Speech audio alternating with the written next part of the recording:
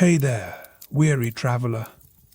Tonight, let me take you on a gentle journey deep into the heart of winter. Not just any winter, but the kind that once ruled over medieval Europe with an iron, icy fist. Imagine the world outside your window transformed. The warmth and light of your home swapped for a time, when each breath in the cold air was a victory, and every dawn was a promise that not everyone could keep. I'll share a story of a young scholar, forced by the cold to retreat home, who ended up unlocking secrets of the universe beside a crackling hearth. But that's only the beginning. If you find yourself drawn into these cozy, candlelit tales from the past, go ahead and tap that like button and subscribe. But only if this kind of soothing history truly feels like home. And please, share in the comments below where you're joining me from tonight and what time it is for you. I love seeing our little global circle of listeners come together, no matter the hour. So, dim your lights, settle in, and let the worries of today melt away as we step into a world where winter meant hardship, hope, and the strength of community. Let's begin by picturing yourself as one of those villagers from centuries ago, standing at the edge of the season's change.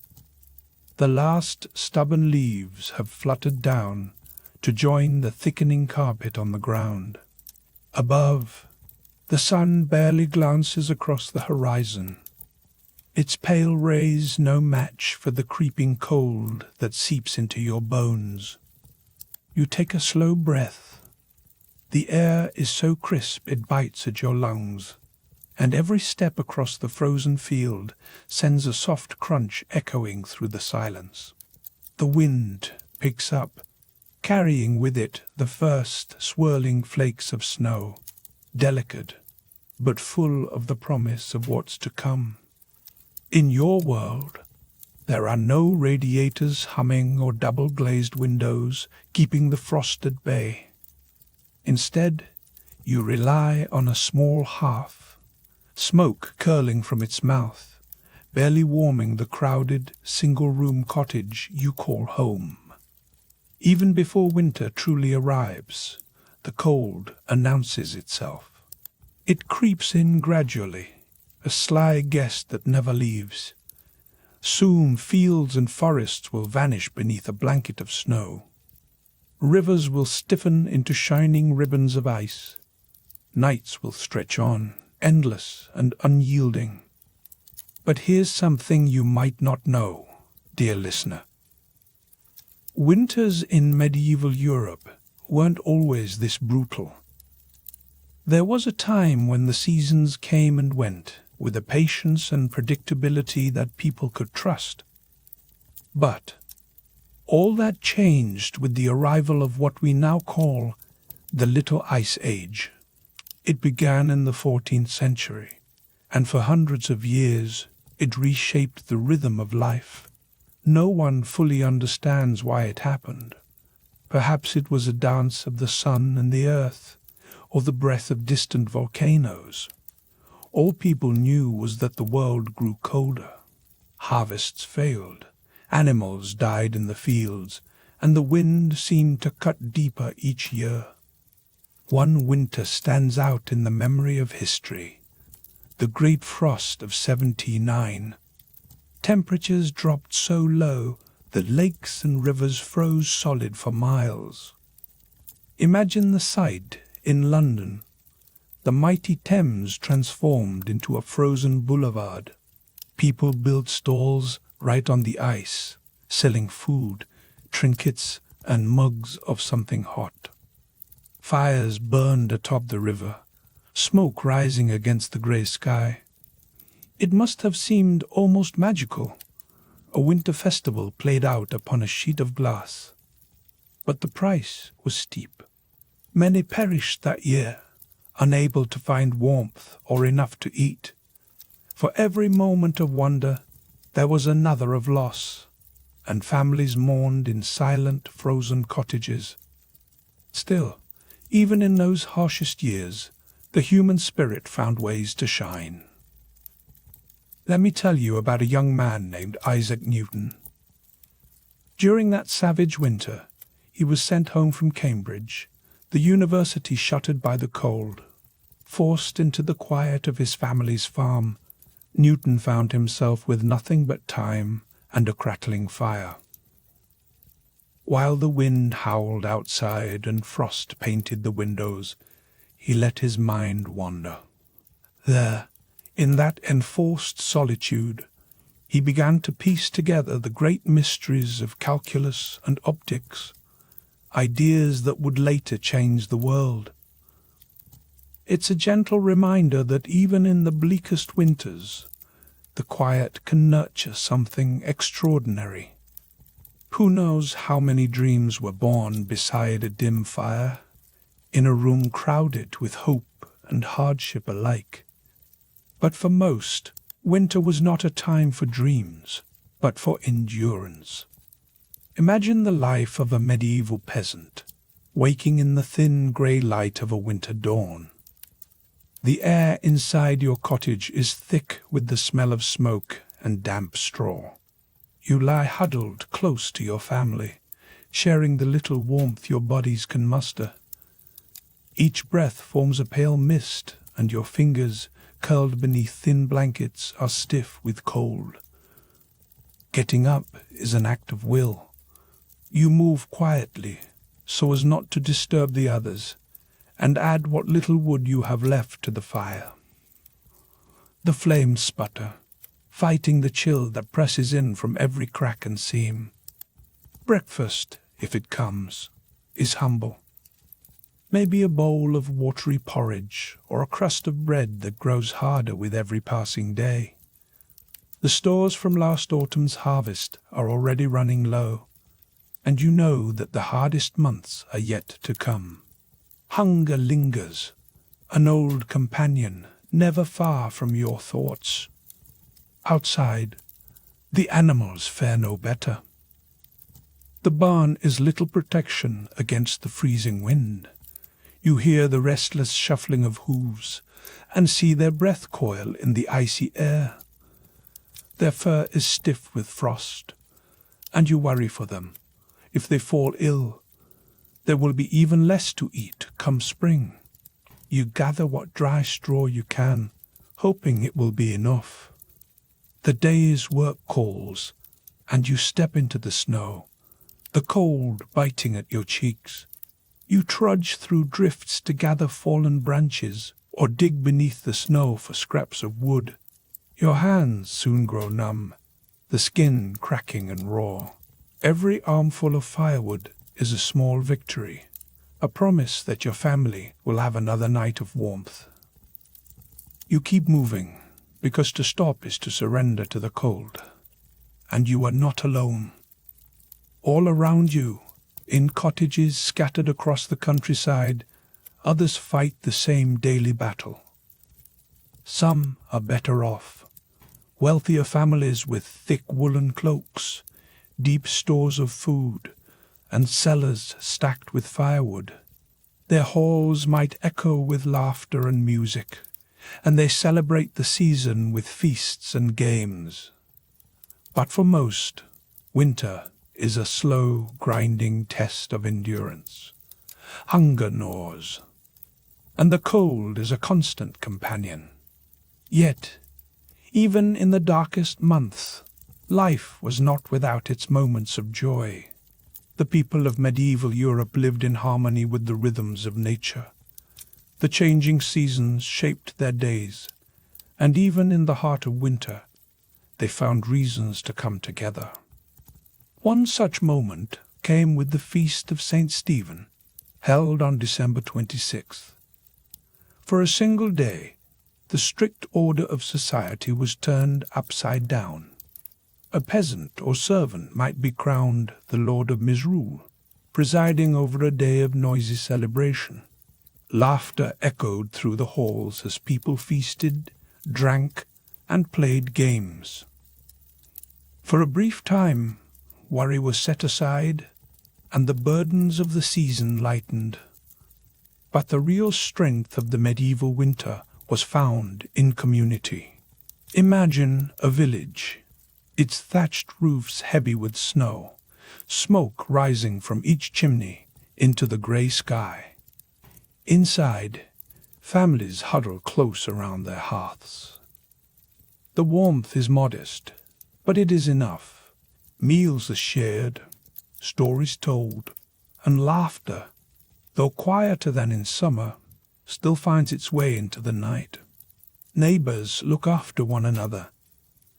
If someone's fire goes out, another brings a bucket of coals. If food is scarce, a pot of soup is shared.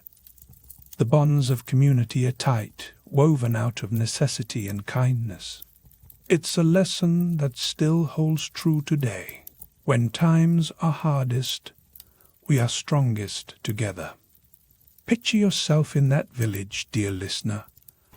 The world outside is bitter, but inside, the glow of the fire paints golden patterns on the walls. Children curl up at their mother's feet, listening to tales of saints and monsters.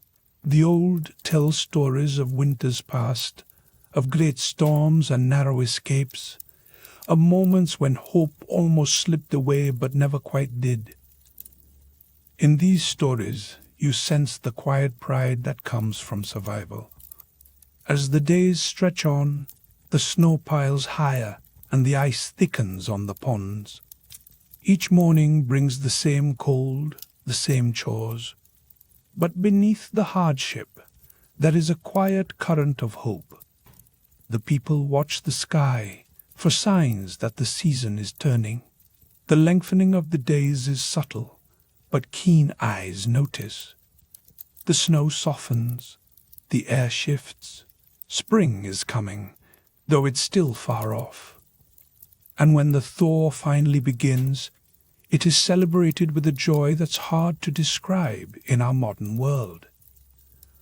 Plough Monday marks this turning point. The fields, long silent, are blessed, and the heavy ploughs are hauled out and adorned with ribbons. People gather, grateful to see the earth again, to feel the sun on their faces. It's more than just relief, it's a renewal. The hardest months are behind them, and life begins anew. The resilience of these people is something to marvel at. In a world without the comforts we now take for granted, no heaters, no supermarkets, no bright lights to chase away the darkness, they endured. They faced each winter with a mixture of dread and determination, yet also with hope and even moments of joy. They celebrated what they could, leaned on each other, and waited for spring. So, the next time you find yourself grumbling about the cold, think back to those medieval winters. Imagine waking each day to a world made harsh by snow and ice, and remember those who came before us, their strength, their sense of community, and their hope in the face of hardship is a legacy we still carry. Maybe, when you pull your blanket a little tighter, or share a warm meal with friends, you'll feel a small connection to those long-ago winters. And as we wrap up this chapter of our fireside tale, I hope you carry with you not just a sense of the hardship, but also the warmth of human resilience. If these stories resonate with you, don't forget to leave a comment sharing where you're listening from and what time it is. Let's keep building this circle of warmth and curiosity. And if you haven't already, consider subscribing so we can continue wandering through history together. Now, as our story moves forward, we'll step even deeper into the heart of winter's challenge. Next, we'll explore how sickness, scarcity, and the daily grind of survival pressed in on everyone, even those who seemed safest. As the brutal conditions of winter tightened their icy grip on medieval society, even the most privileged were not immune to the season's merciless onslaught. Let's take that next step together and see what hope and hardship await. Imagine yourself in a grand but draughty stone hall, tapestries fluttering with every gust that slips through ancient cracks. The mighty walls that promise protection from enemies and storms were, in truth, little defense against the relentless cold.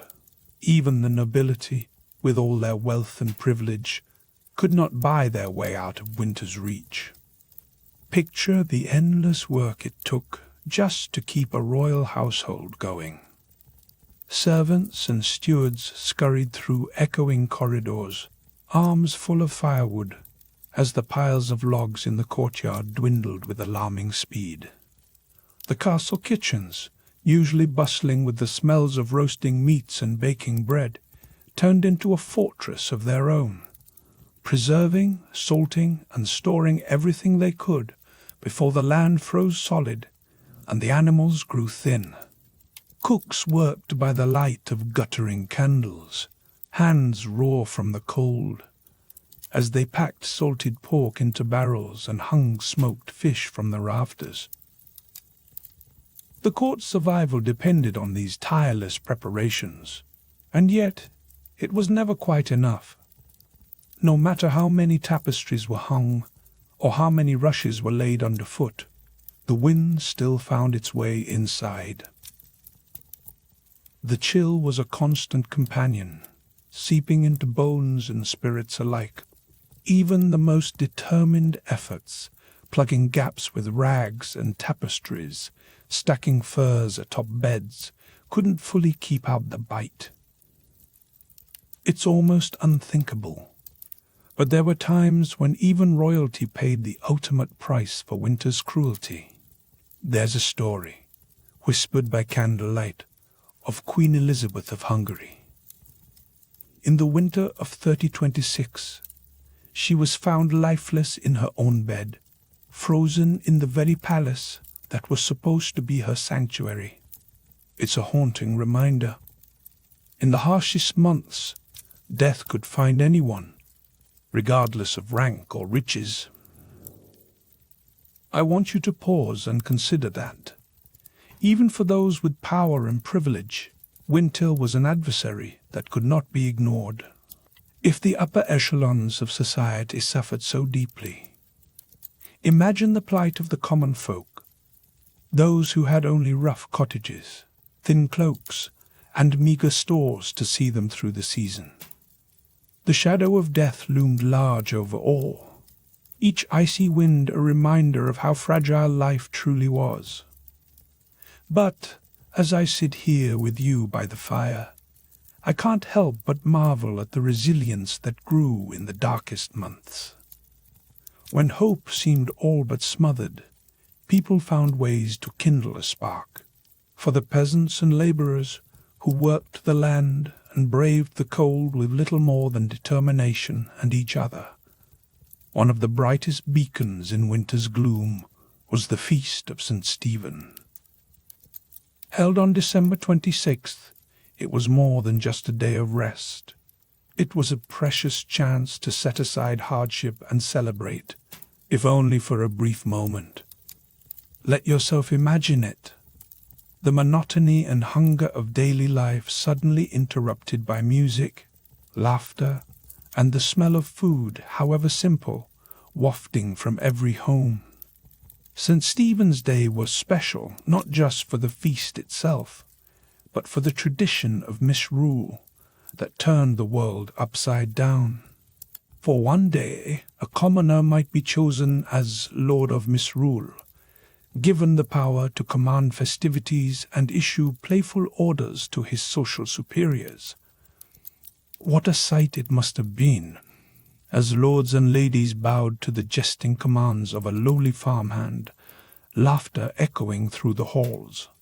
The rigid lines of feudal hierarchy blurred, if only for a day, and everyone shared in the merriment as equals.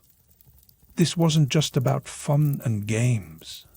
In a world divided by class and burdened by unending labor, these moments of communal joy were essential.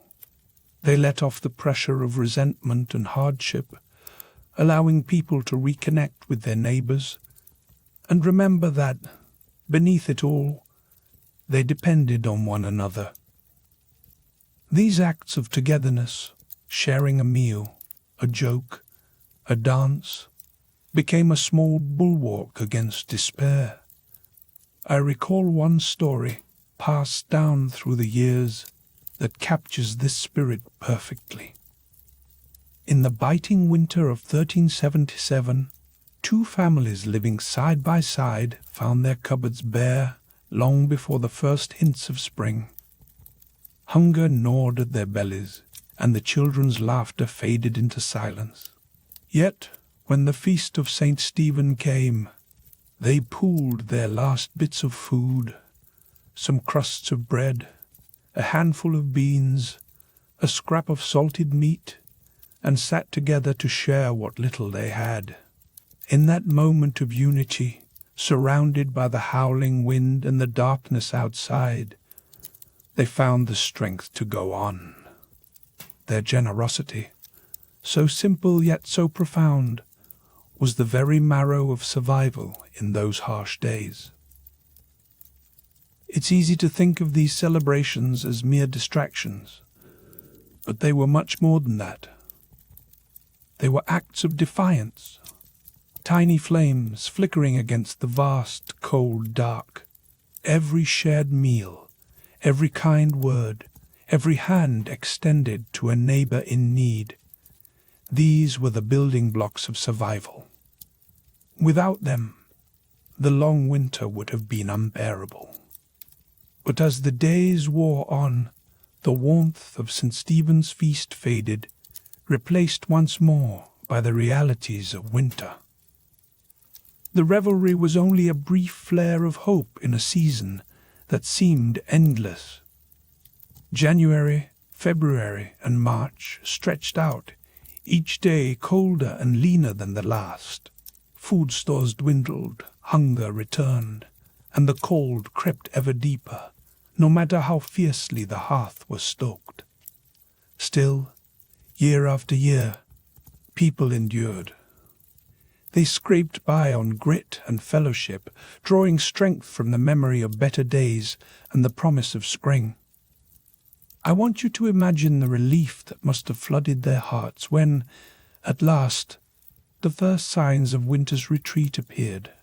The air softened, the days grew longer, and icicles began to drip as sunlight grew stronger.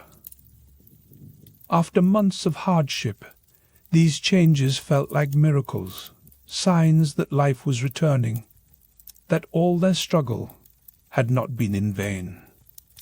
The day that marked this slow rebirth was known as Plough Monday. It fell on the first Monday after Epiphany in the heart of January and was celebrated as the start of the agricultural year. Farmers and laborers gathered in the still frozen fields, their breath steaming in the air as they prepared the ploughs and harnessed the oxen for the first time since autumn. With every furrow turned, they pushed back against the memory of winter's grip, reclaiming the earth for life and growth. It was a ritual of hope, a public declaration that the season of suffering would not last forever. Now, let's step back for a moment and compare that world to our own. Today, most of us can banish the cold with a twist of the thermostat. Our kitchens are stocked year-round, and we rarely worry about running out of food or firewood. The idea of freezing to death in your own home or going hungry for weeks on end is almost unthinkable. But for those who came before us, every winter was a test, a trial that demanded immense reserves of courage, endurance, and faith. When you catch yourself complaining about a slow commute or a chilly room, pause for a moment and remember those who came before. The men and women who survived on sheer determination, who found reason to gather and celebrate even when all seemed lost. It's a testament to the strength that lies within us all, waiting to be called forth by hardship. So, as you settle into your warm bed tonight, spare a thought for those who huddled in smoky cottages, shivering beneath thin blankets, yet still managed to share laughter, kindness, and hope. Their legacy is more than just survival. It's the proof that even in the darkest moments, community and resilience can light the way forward. As the new year unfolded, and the echoes of Plough Monday's festivities faded, the rhythms of medieval winter returned to their slow, grinding pace. Days were short and bitterly cold. Nights stretched on, filled with the sound of wind rattling loose shutters and the muffled coughs of families huddled together for warmth. For those with means, there was some comfort to be found in the smoky glow of a fire or the company of loved ones. But for the poor and vulnerable, winter was a daily battle just to stay alive. One of the greatest dangers lurking in every household was sickness. The close quarters and poor sanitation of medieval life made illness an ever-present threat. Even a common cold could lay a person low, turning noses red and eyes bleary. But far worse were the fevers and chills that heralded more serious diseases.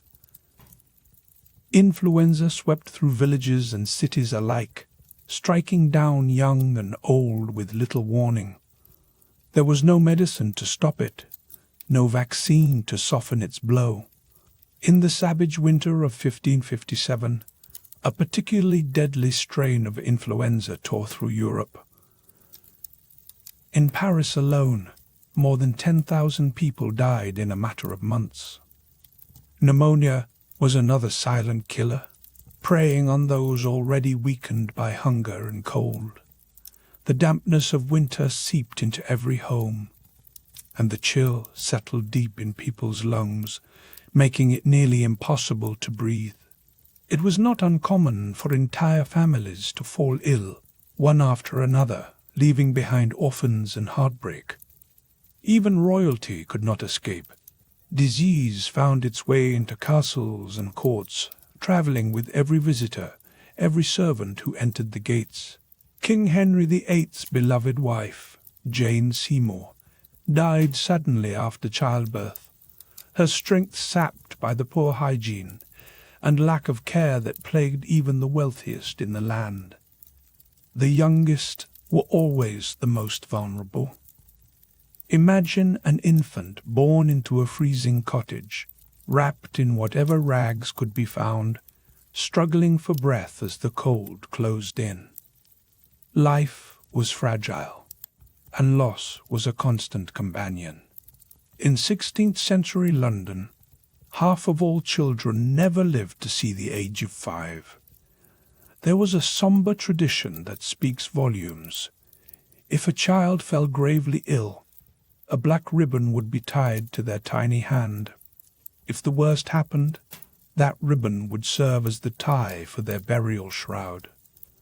A silent, heartbreaking reminder of how closely life and death walked together in winter.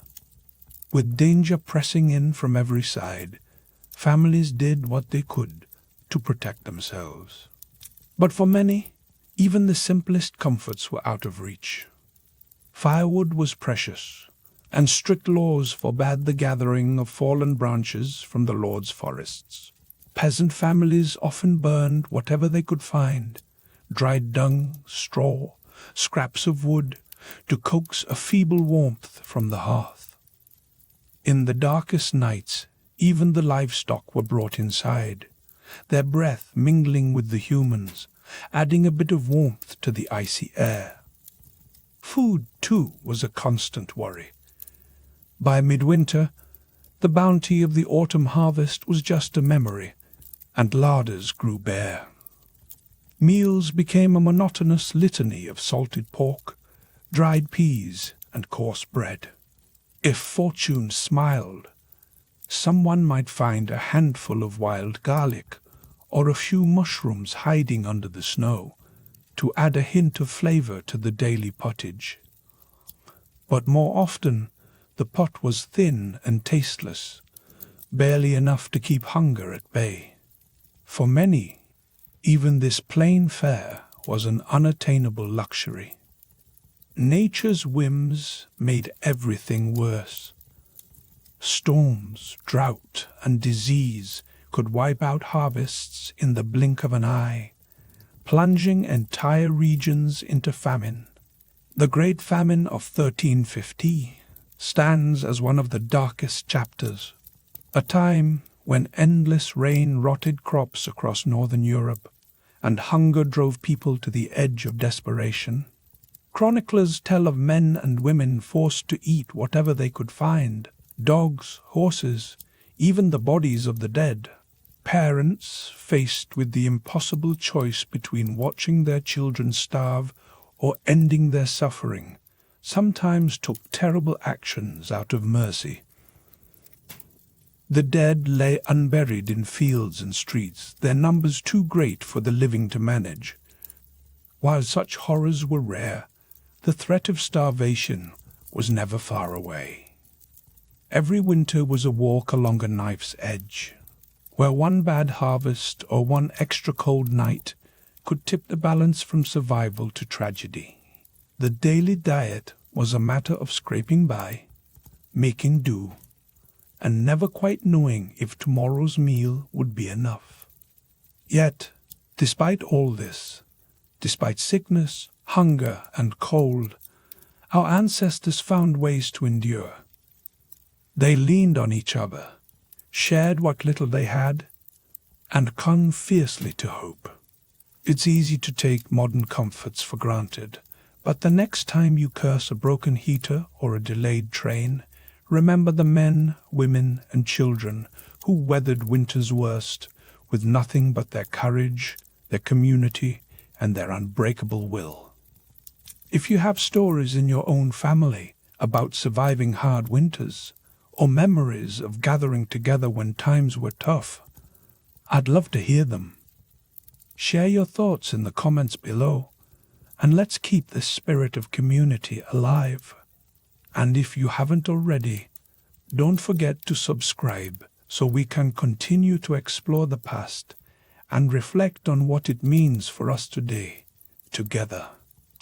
As the long winter dragged on, and the hope of spring seemed impossibly distant, the people of medieval Europe discovered something remarkable within themselves. They found not just endurance, but a resilience that shaped every corner of their culture. Beyond basic survival, winter affected every facet of medieval culture. In our next chapter, we'll explore how ritual, faith, and the indomitable human spirit helped people not just to survive, but to triumph over the darkest months of the year. Stay with me. Our journey through the frozen past is far from over. Now, come closer to the fire and listen well, for winter in medieval times wasn't just an ordeal of the body, it was a test of the very soul. The snow piled high outside, and the wind rattled the shutters, shrinking the world to the warmth and flicker of the hearth. In those moments, customs, beliefs, and the rhythms of daily existence were shaped by the cold, and everyone drew closer to those they trusted most. Family and neighbors became lifelines. The harshness outside forged a community within. Imagine yourself there, huddled in a timbered hall as dusk falls before supper, the air thick with the scent of wood smoke and tallow. The great Yule log, once the centerpiece of riotous celebration, has burned low. Now the mood is quieter, steadier. With roads impassable and darkness settling early, travel is rare. So the world becomes the handful of faces you see each day. There's comfort in that closeness, but also a challenge. For patience and goodwill are tested by proximity and want. Nights are long, and time moves slowly, yet people found ways to fill the hours. Picture yourself seated on a creaking bench, hands busy with some humble task, perhaps sewing a tear in a worn tunic, weaving a new basket, or carefully whittling a slender spoon. The only light comes from a smoky rush candle, or a stub of tallow, its flame dancing on rough beams overhead. Idleness was frowned upon in those days. Every able hand was put to work. Still, in the rhythm of these simple labors, there was a sense of purpose and peace. The hum of a spinning wheel and the soft scrape of a knife became a kind of music, filling the room as stories were shared. And oh, the stories. That was, perhaps, the greatest treasure of winter. An endless supply of tales, told and retold, to distract from hunger and cold. If you had the rare privilege of reading, you might curl up with a precious book, maybe a Bible, a book of hours, or a well-thumbed collection of Robin Hood's adventures. But for most, reading was a communal affair.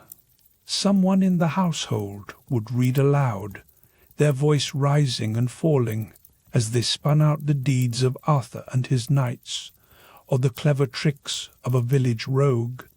These stories weren't just entertainment. They were an escape, a way to soar beyond the cramped, icy present into a world of green woods and gallant quests. Not every pastime was so wholesome, though. When the urge for excitement grew too strong, games of chance beckoned. Picture a noisy tavern in the heart of winter, firelight flickering across rough wooden tables crowded with hopeful faces. The rattle of knucklebones and the sharp slap of dice echoed through the smoky air. Fortunes could turn in a moment, and tempers often flared as quickly as they cooled. Coins changed hands, laughter and curses mingling in equal measure, and the sting of a lost wager, or the thrill of a lucky throw, brought a welcome change from the monotony of survival. Drink, too, flowed more freely than usual. Ale, mead, and strong wine provided a measure of warmth, and perhaps a bit of courage as well. In the glow of the fire, people loosened up. Stories grew taller, songs grew bawdier, and sometimes fists flew. The public house was more than a place to drink. It was a refuge, a gathering spot where hardship could be shared and, for a little while, forgotten. Yet, winter's darkness also drew people inward, toward faith and reflection. With fields fallow and outdoor tasks at a lull, there was more time for prayer and quiet contemplation. Churches stood cold but welcoming, their stone walls echoing with whispered prayers and the shuffling of feet on flagstones. You might find yourself kneeling on a chilly pew, hands clasped around a string of icy beads, seeking solace and strength from above. The Christmas season brought its own kind of brightness, nativity plays, processions, and pageants that filled the air with music and hope. But as the weeks wore on, the mood grew more solemn. Pilgrims sometimes braved the snow and wind to journey to sacred sites, their devotion as much a shield against despair as the thickest woolen cloak. Charity, too, became more urgent in these months. The Church taught that caring for the needy was a sacred duty, especially when the world outside was so unforgiving. Feeding the hungry, sharing a little warmth or shelter, offering comfort to those who were ill or grieving. These acts were not just good deeds, but necessary threads holding the community together. A shared loaf of bread or a kind word could mean the difference between hope and despair. But hardship, as ever, could bring out the worst as well as the best. Hunger and cold sometimes twisted hearts toward desperation. Crime often rose as winter deepened. Petty theft, heated arguments, even violence, all more common when hunger gnawed and nerves wore thin within crowded, drafty rooms. Law and order faltered in the cold. Courts delayed trials until spring, and those accused languished in damp, overcrowded cells. For the guilty, punishments could be swift and severe, fines, floggings, or worse. But even then, the community understood that winter's cruelty was often the true culprit behind a neighbor's fall from grace. Still, out of all this hardship, something extraordinary grew, a stubborn, shining resilience. Even at the lowest ebb of the year, people sought out moments of joy. They clung to small rituals that brought light into the gloom. And no ritual was more welcome than the feast of St. Valentine, that bright spark of warmth and affection in the heart of February. Imagine the excitement as village lads and lasses gathered to draw names for their Valentine sweethearts, each slip of parchment carrying the promise of a secret romance, a year's worth of gentle teasing, or perhaps even a future match. Flowers, sugared treats, and verses penned with trembling hands passed between hopeful pairs, and for a little while, love itself seemed to chase away the cold. Those Valentine customs might seem quaint to us now, but in a world where every comfort was hard-won, they mattered deeply. A handmade token, a whispered promise, or a shy smile across a crowded room could be enough to keep hearts beating strong through the last hard stretch of winter. Even as Lent approached, bringing its own somber rituals, there was a sense that the worst was behind. The first snowdrops and crocuses, poking through the frozen earth, whispered that spring was coming, a fragile hope, but hope all the same. Throughout the long centuries, winter shaped the medieval world more profoundly than any other season. It was a time of trial, yes, but also of quiet triumph. To endure was to prove one's mettle, to show the strength of family, the importance of faith, and the unbreakable bonds of community. The scenes we picture, icicles glittering on thatch, fields dusted with frost, children's laughter echoing in the still air, are beautiful, but beneath them ran currents of need and effort, courage and endurance. So, next time you find yourself grumbling about a chilly commute or a frozen windshield, remember your medieval forebears. They faced each winter with little more than thick wool, sturdy boots, and each other for company. They didn't have central heating, thermal gloves, or weather forecasts, yet somehow, year after year, they made it through. Their hope, their rituals, and their resilience live on in us. We are, after all, the descendants of survivors. As you tuck yourself in tonight, warmed by soft blankets and gentle heat, spare a thought for those who came before. Let their spirit remind you that winter, no matter how harsh, can be met with strength and hope. And if you've ever drawn a Valentine or shared a quiet evening with loved ones, know that you're part of a tradition stretching back across the centuries. May your dreams tonight be of fires burning bright and laughter shared in good company. Tomorrow's dawn will come, just as it always has, and with it, the promise of spring. And as the weak winter sun struggled to pierce the lean grey clouds, the people of medieval Europe shivered and drew their meagre cloaks tighter about their shoulders. But their story of hardship, festivity, and resilience was just beginning. Let's step into their world together. Picture this. You pull your rough cloak tighter, feeling the cold seep right through the thin wool, as if winter itself has fingers reaching for your bones.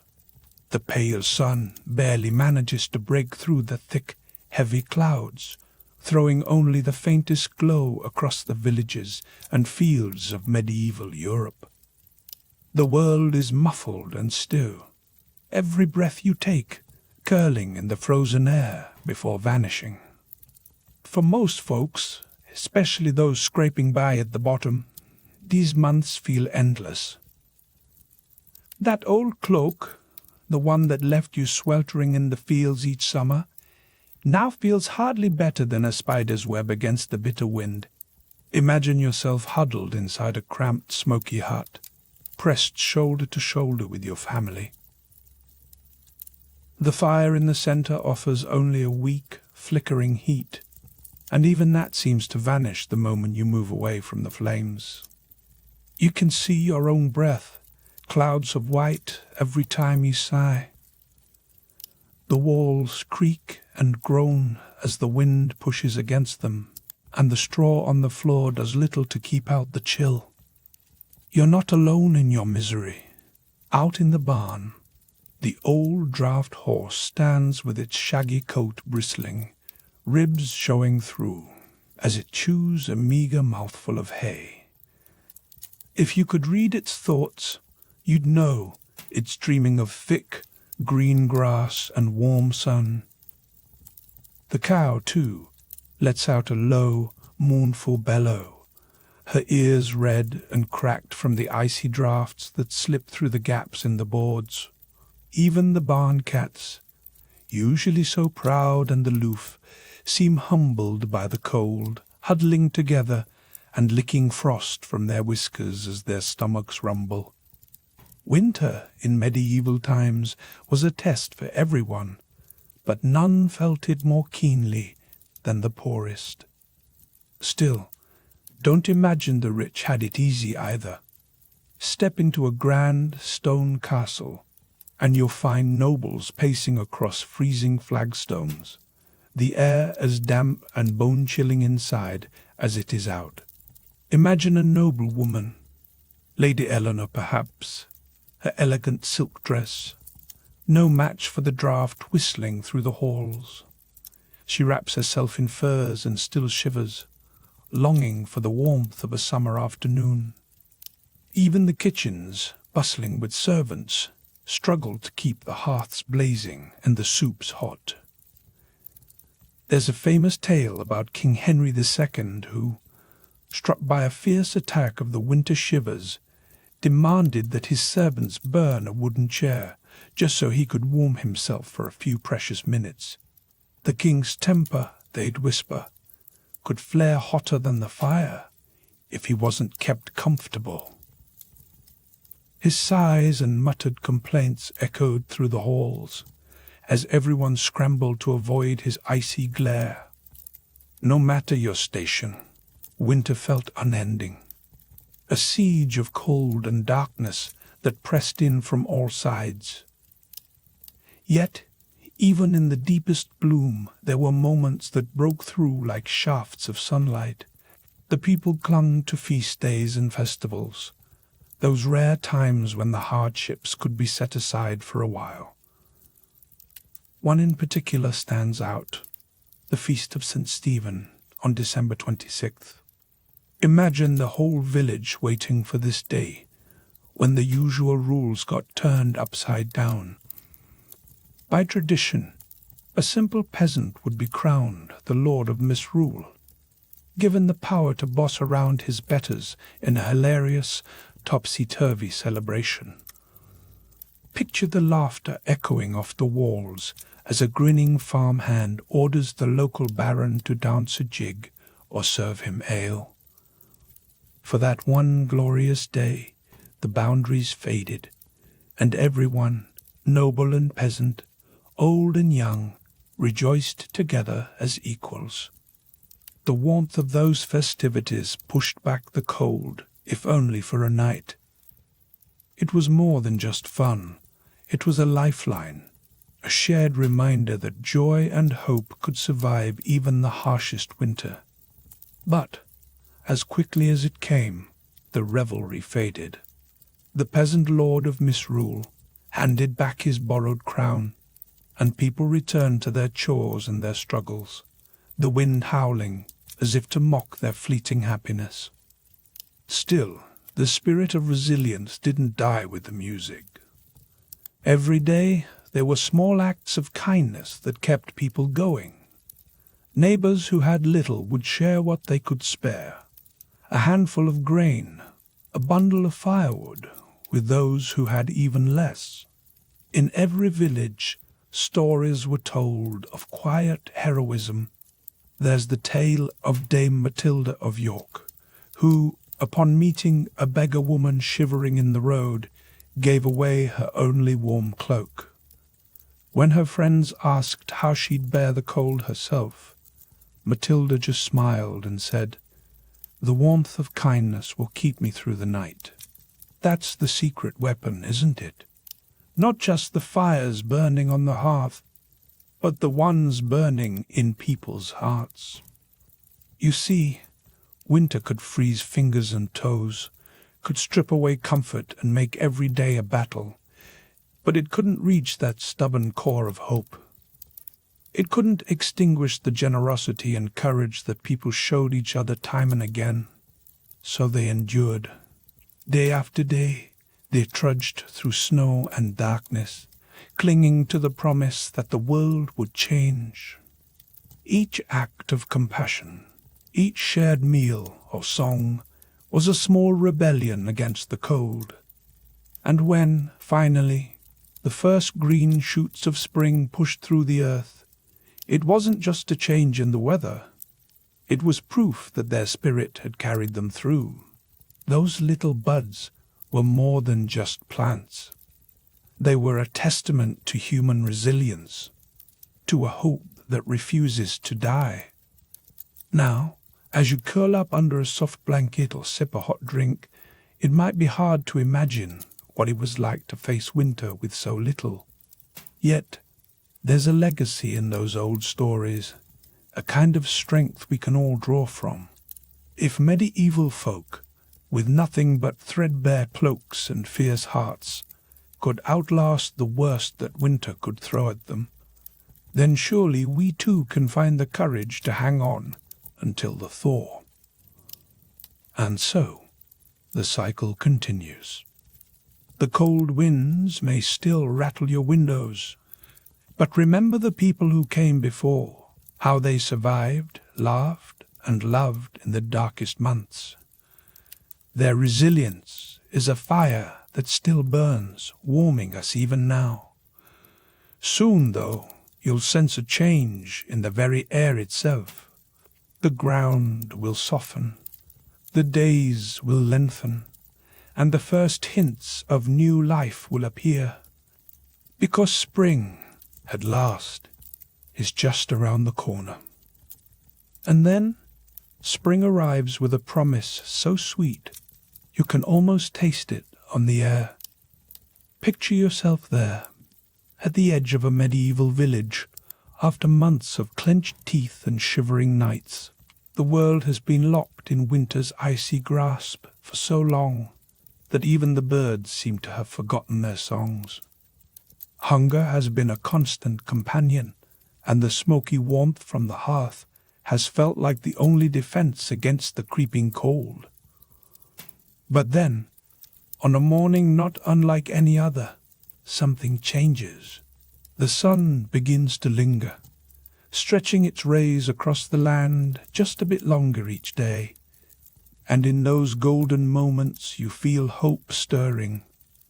You step outside, squinting up at a sky that finally seems to be brightening. The snow, once heavy and unyielding, starts to recede, trickling away in thin rivulets that trace their way through the muddy streets. All around, your neighbors emerge too, blinking and rubbing their eyes, as if waking from a long night's uneasy sleep. Children, cooped up for months, tumble out into the open, their laughter ringing out as they dash through the slush and mud. Their cheeks are pink, their boots caked in muck, but they hardly care.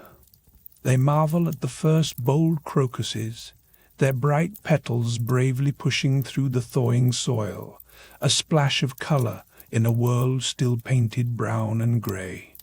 You hear the distant grumble of oxen and horses, their breath steaming in the cool air as farmers prepare for plough. Monday, the long-awaited start of the agricultural year. Imagine the excitement as villagers gather, watching the procession wind through the main street. The draft animals are adorned with garlands, their harnesses braided with ribbons in every colour you can imagine. Church bells ring out, their sound clear and jubilant, echoing off stone walls and thatched roofs. It's not just a new season, it's a new beginning, a reason to believe in the bounty ahead. Inside the homes, there's a subtle shift, too. Chimneys puff contentedly, no longer choked by drifts of snow and ice. The constant dread of frostbite and illness starts to fade, replaced by a cautious optimism. You see it in the way faces change, lines of worry and exhaustion softening into smiles. Elders who spent winter hunched close to the fire now stand a little taller, basking in the warmth that seeps through the window shutters. Soon, the bland and monotonous meals of salted grain and hard cheese will give way to the fresh greens and sweet fruits of spring. It's easy, sitting in your modern home with central heating, to overlook how momentous this shift truly was. Maybe the only inconvenience you feel is the annoyance of muddy shoes or resetting your clocks for daylight savings. But for your medieval ancestors, spring was a triumph, a declaration that, despite everything, they had survived. The trees, stripped bare and skeletal through winter, begin to clothe themselves in green again, a living symbol of hope and renewal. The air is alive with birdsong, and the fields, once barren and frozen, start to breathe and grow. You can almost hear the echoes of their joy in the songs and folk tales passed down through generations. One especially lively English tune comes to mind, where the people sing out to welcome the cuckoo bird and celebrate the return of life to the meadows and woods. Their words, simple but brimming with happiness, paint a picture of a world reborn. Loudly sing cuckoo. The seed is growing, the meadow is blooming, the woods are bursting with new life. The joy in those lines is infectious, reminding you that even after the longest, harshest winter, people found reasons to rejoice. Let yourself feel a little of that spirit, the sheer tenacity and exuberance that saw them through the darkest months. Think of how they gathered together, relied on one another, and faced down nature's fury with grit and determination. When the sun finally broke through and the earth softened beneath their feet, they didn't just step out into the light. They ran, they sang, they celebrated with every fibre of their being. Their resilience wasn't just about survival, but about embracing life with open arms whenever the chance arose. So tonight, as you settle into your warm bed, maybe with a sigh about the chilly air outside, spare a thought for those villagers of long ago. Imagine them flinging open their shutters, letting the fresh spring breeze sweep away the stale, smoky air of winter. Picture their relief, their laughter, their sense of victory. Let their example remind you that even in the bleakest seasons, whether in the world outside or within yourself, spring will come again. There are wells of hope waiting to be found, if only you remember to look for them. Winter may have been cruel, but the return of light and warmth brought out the very best in people, their gratitude, their joy, and their unbreakable will to endure. As you listen to the imagined chorus of voices, young and old, joining together in song, remember that the story of resilience isn't just theirs, it's yours too. If they could greet spring with such open-hearted wonder after all they had endured, then surely we can too. But, of course, the coming of spring was never guaranteed. For many, the struggle stretched on, demanding more from them and from their community than any one person could bear alone. As we look ahead, let's step back into those final biting weeks, where blizzards and bitter frosts continued to torment the land, and where survival itself became a testament to compassion and endurance. The snow kept falling, thick and relentless, and the wind howled like a hungry wolf at every crack in the wall. But if you listen closely, beyond the roar of the storm, you'll hear something else, a steady heartbeat of life and kindness that refuses to be smothered by winter's cold grip. That's the spirit I want you to imagine, right now, as you take your place among us in this medieval village, huddled near a smoky hearth, listening to the stories that kept hope alive when everything else seemed to freeze. You see, no matter how bitter the cold, medieval folk never let the fire of community die out. They clung to each other, sometimes quite literally, in the darkest nights of January. Picture this, neighbors, shivering in threadbare tunics, passing around bowls of steaming pottage, sharing what little food they had left. Each meal was a patchwork of gifts, a heel of bread from one house, a handful of dried beans from another, a splash of precious oil from someone who'd gone without for days. Every bite tasted of sacrifice, but also of love. That's how they made it through. And it wasn't just about food. Survival meant watching out for the most vulnerable among them. There were always those for whom winter was especially cruel, the old, the widowed, the sick. Agnes comes to mind, a woman more bone than flesh, her hair silvered and her eyes watery with age. Alone in her crooked hut at the village edge, she'd sit wrapped in rags, hands shaking as she fumbled with flint and tinder, praying for a spark to catch. Some nights, the cold pressed so hard against her door that she believed she might not see the morning. But the village never forgot Agnes. There was always someone who remembered. One night, as the frost crept thick across her window, a knock sounded, firm and cheerful. It was Tom, a broad-shouldered youth whose cheeks glowed red from the icy wind. He grinned as he stepped inside, arms full of split firewood and a sack slung over his shoulder. "Evening, Agnes," he said, voice as warm as the fire he soon coaxed to life in her hearth. From his sack he pulled dried peas, a chunk of salted pork, and a chunk of bread, the gifts of neighbors who'd gone without themselves, just to keep Agnes fed. As the blaze crackled and her small room filled with blessed heat, tears traced silent lines down her cheeks. For a moment, Winter's cruelty gave way to gratitude. And stories like that played out everywhere, from the humblest cottage to the grandest castle. Lady Margaret, the Earl's wife, never looked away from suffering. Her chambers were draped in velvet, her feasts rich and plentiful, but she kept watch over the villages, like a shepherd over her flock.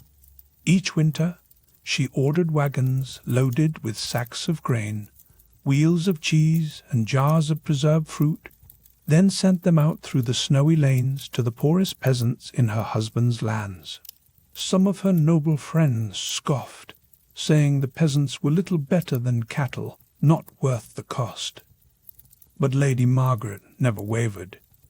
"What good is a full table," she'd say, "if those outside our gates starve?" One winter, the snows came early and stayed too long. Hunger gnawed at every belly, even in the castle.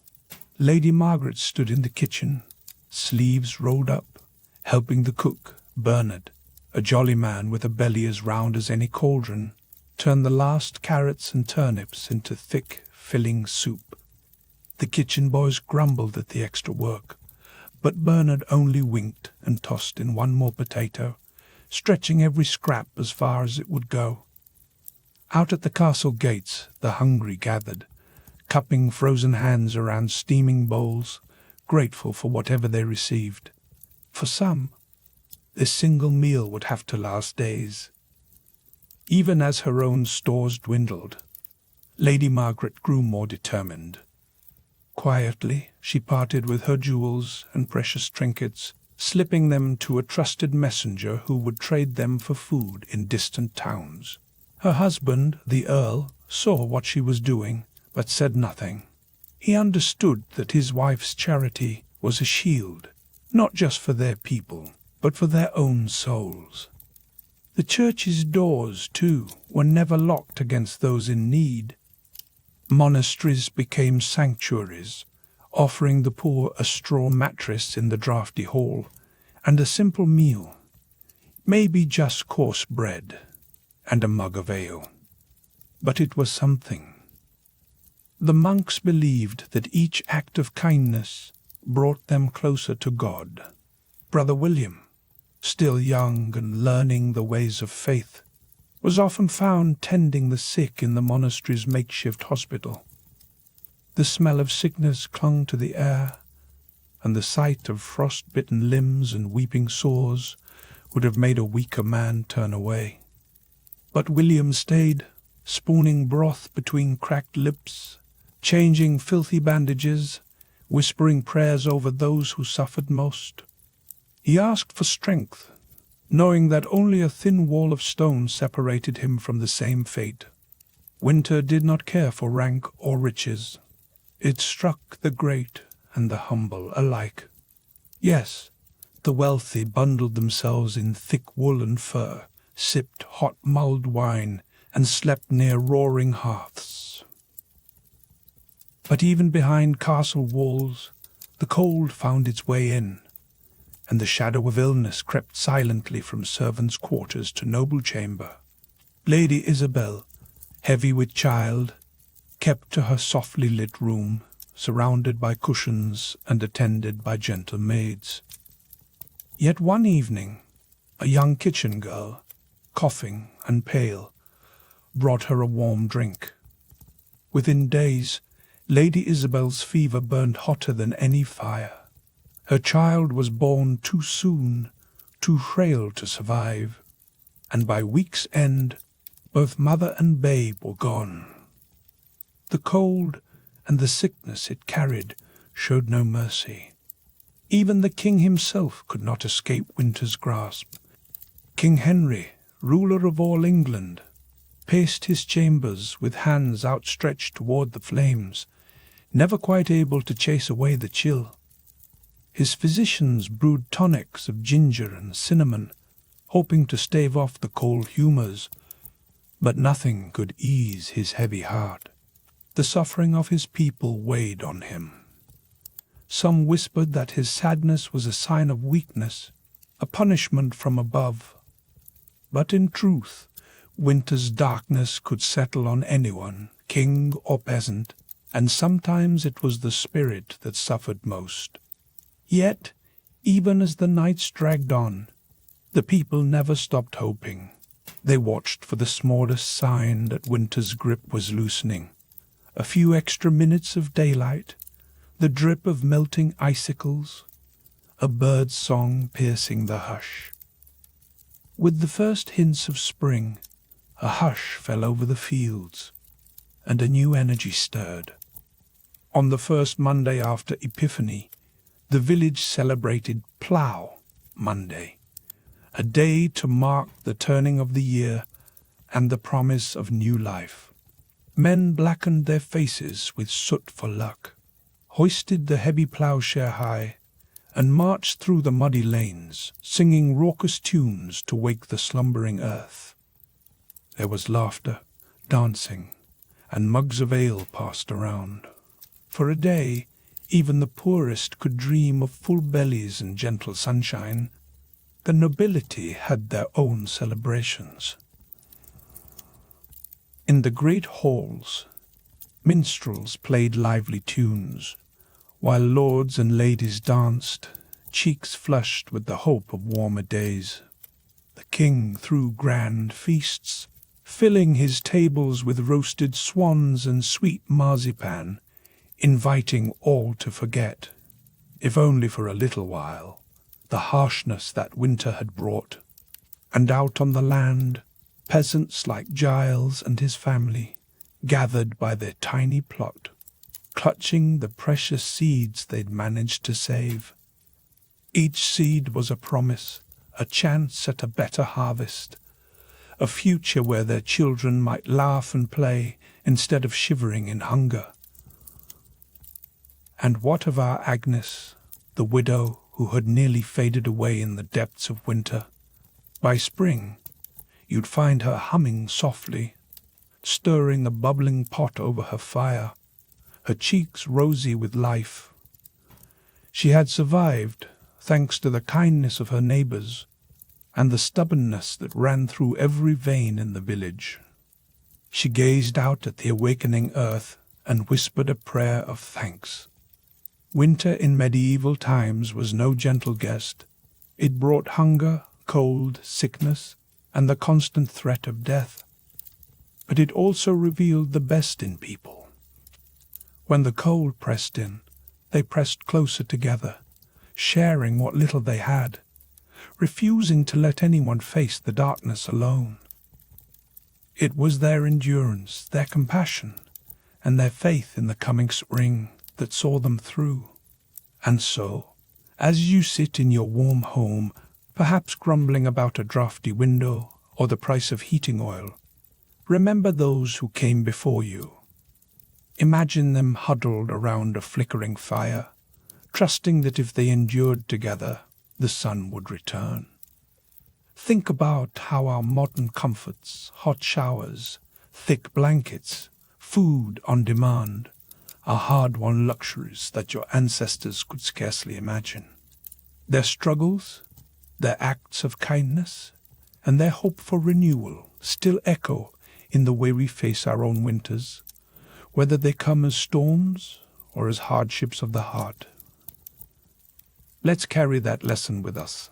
Let's meet life's coldest seasons with empathy, with shared burdens, and with the unbreakable hope that spring will come. Because it always does. The harsher the winter, the sweeter the spring. And as the days begin to lengthen, as the frost retreats and the earth softens beneath your feet, you can almost feel the cycle turning again. The promise of new beginnings is just ahead. Frost crackles underfoot as you trudge through snowdrifts, breath clouding in the icy air. In the next part of our journey, we'll walk together through the harsh realities of medieval winter, where survival was never guaranteed, suffering was everywhere. Yet even in the coldest nights, small joys glimmered like embers in the dark. Stay with me, and let's see what true endurance looked like one frozen footstep at a time. Come, settle closer to the hearth, and let your mind wander back to a world where winter's breath was not just a chill in the air, but a force that tested every soul to its core. The roofs of wattle and daub cottages are weighted with icicles that catch the faint sunlight, shimmering like glass teeth against grey skies. The village is quiet now, tucked in tight against the cold, every doorway sealed as best it can be, every window shuttered against the howling wind. This isn't the winter from old storybooks, filled with roaring feasts and halls bright with laughter. No, this was the true face of medieval winter, for nearly everyone, harsh, hungry, and full of uncertainty. Imagine the sense of dread that crept in as the harvest faded, the fields stripped bare, and the livestock thinned until the barn was more echo than bounty. Every day became a struggle to find enough to eat. The grain bins grew emptier by the week, and the last shriveled root vegetables became precious treasures. You can almost taste the bitterness of boiled wild herbs, the stringiness of old turnips, and the desperation behind every meagre meal. In the winter of 1315, storms and freezing rain ruined so many crops that one English farmer saw his harvest shrink by a third. With nothing left but the roofs above their heads, some villagers scraped the straw from their own cottages to fill empty bellies. Others softened the leather from their shoes in boiling water, chewing it for the faintest hope of staving off hunger. All the while, the lords demanded their due, and the poorest toiled on through the cold, weak from want. But hunger was only the beginning. Malnutrition thinned blood and slowed healing, leaving everyone vulnerable to illness. The common cold, which might seem a minor nuisance to us, could turn deadly fast. Coughs echoed through the cramped homes and soon deepened into pneumonia or bronchitis. Influenza swept through villages like a shadowy reaper, striking down young and old alike as they huddled together, seeking warmth in numbers. You can almost feel the closeness inside those tiny houses, the warmth of bodies pressed shoulder to shoulder, but with it, the thick, smoky air that clung to everything. The smell of unwashed skin, damp wool, and the sour tang of chamber pots mingled with the smoke from peat or damp wood.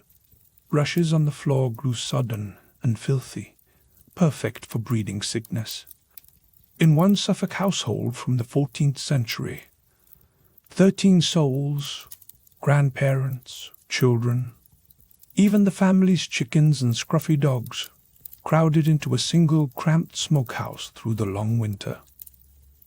That any of them survived to see the spring sun is testament to a relentless will to live. And while sickness stalked the nights, so did another danger, fire. With houses packed close and built from wood, a single stray ember could spell disaster. It was in the dead of winter, on a freezing November night in 1212, that flames swept across London. The water in the city's pipes froze solid, leaving little to fight the blaze as it leapt from roof to roof. 3,000 people perished, their homes reduced to ash, and thousands more faced winter with nothing but the clothes on their backs. Travel brought its own set of perils. Roads vanished under mud and snow. Blizzards could turn a familiar path into a white void, leaving even the bravest travellers lost and alone. Queen Isabella herself, in 1311, left Canterbury for London as dusk fell early. A party lost their way in the deepening blue. wandering for hours as the pregnant queen wept in fear and exhaustion, her feet numb, her hope fading with every passing hour. The animals, too, suffered in silence. Horses and oxen, so vital to every task, grew gaunt on dry hay and the last scraps of grain. Their breath steamed in the frozen air as they strained to haul logs or carts through snowdrifts up to your knees. Ice cracked their hooves and numbed their legs, while frostbite blackened ears and tails. Even the strongest beasts faltered in the unrelenting cold. Yet, even during the longest, darkest nights, the medieval village found slivers of hope, moments that glimmered against the gloom. The feast of St. Stephen, what you might know as Boxing Day, brought a rare spirit of charity. Alms chests in the church overflowed with offerings for those who had nothing, and lords, perhaps moved by the season or their own sense of duty, shared food with their shivering tenants. For a few hours hunger eased, and the warmth of community filled empty bellies. Then came the Lord of Misrule, a tradition meant to turn the world upside down, if only for a day. A peasant or a humble parish clerk would be crowned king, and the great and the lowly swapped roles over laughter, song, and a little mischief. For a fleeting moment, the weight of class and duty lifted, and joy burst through like sunshine on a frosty morning. So, when you find yourself grumbling about scraping ice from your windshield, or shivering in a draughty hallway, remember the courage of those who came before us. Our medieval ancestors survived winter after winter with a strength that echoes across the centuries. Though most of their names are lost to time, their hope and resilience shaped our world, teaching us that even in the bleakest season, the human spirit can find a way to endure. As the fire's glow fades and the wind rattles the shutters, let your thoughts linger on those silent, snowbound villages. The story of winter's suffering isn't over yet. In our next chapter, we'll walk deeper into the heart of hardship, when famine tightens its grip and war comes stalking through the frozen fields.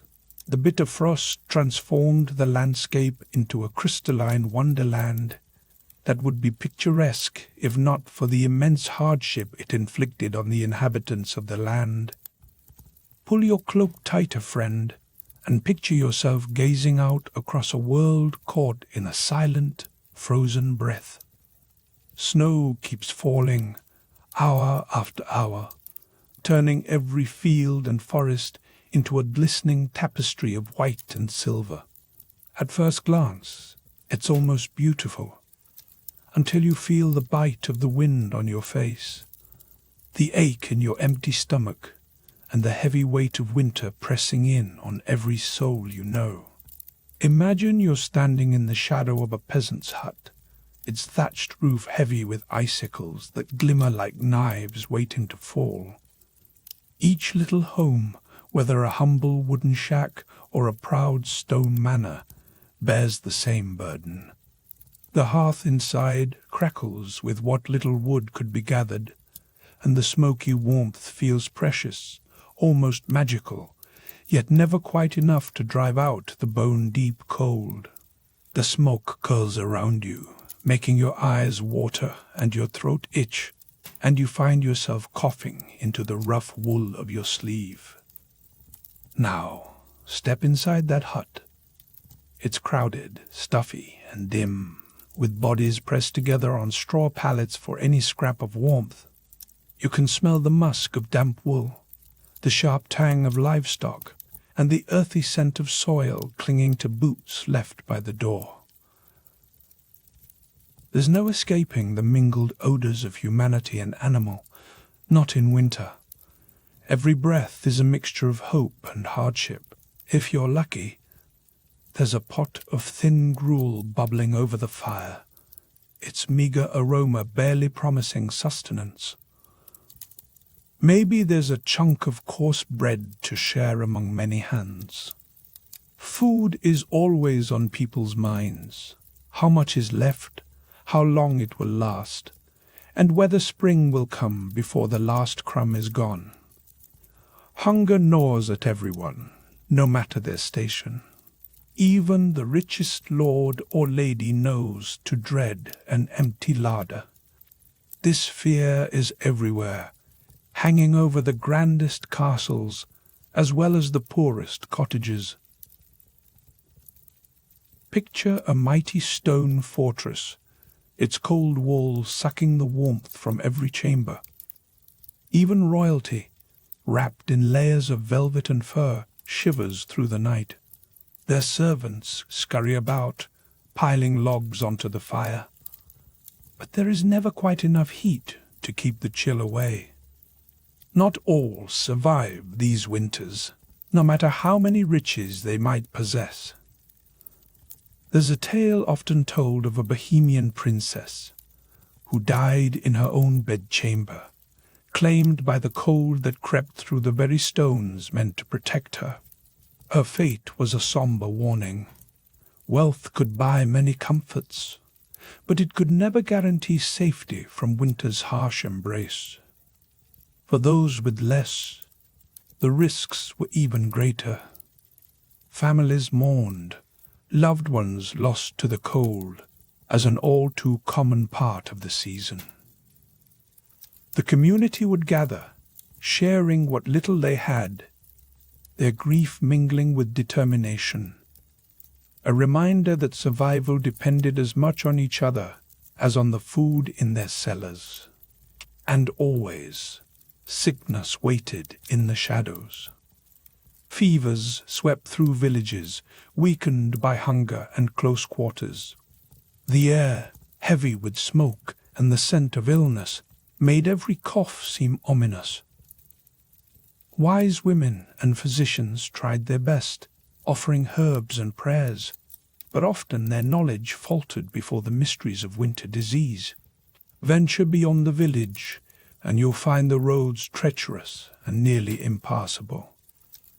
Snowdrifts swallow paths, and ice turns every step into a gamble.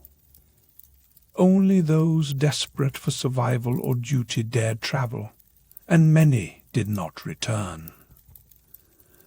Markets fell silent, trade ground to a halt, and news from distant lands arrived late, if at all. Even the powerful felt winter's sting. Lords and clergy found their coffers empty, as taxes and tithes could not be collected from snowbound hamlets. Armies, too, suffered. Imagine the grim task of marching to war through knee-deep snow, supply wagons stuck fast, men freezing in their armor.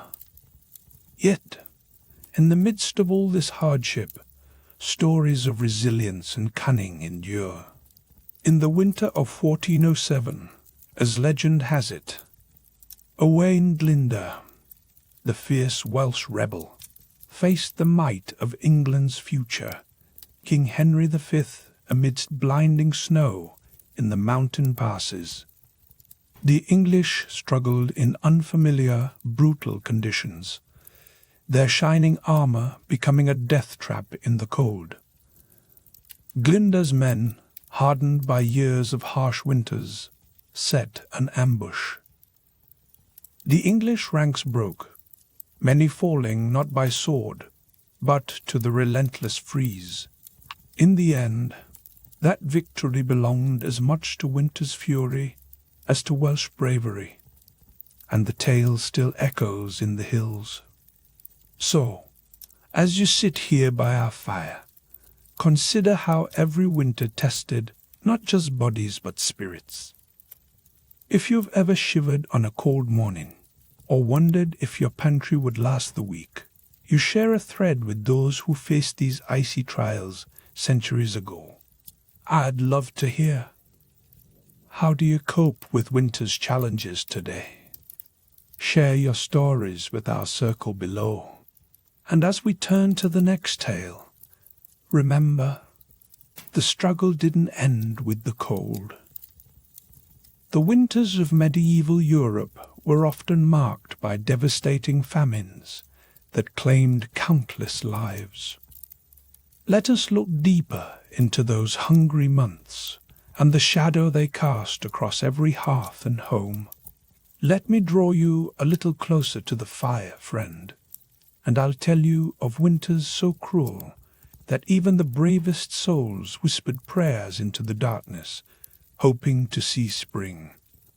Imagine the biting wind rattling the shutters of a poor cottage, the earth outside frozen solid, and the fields barren and grey as far as the eye can see.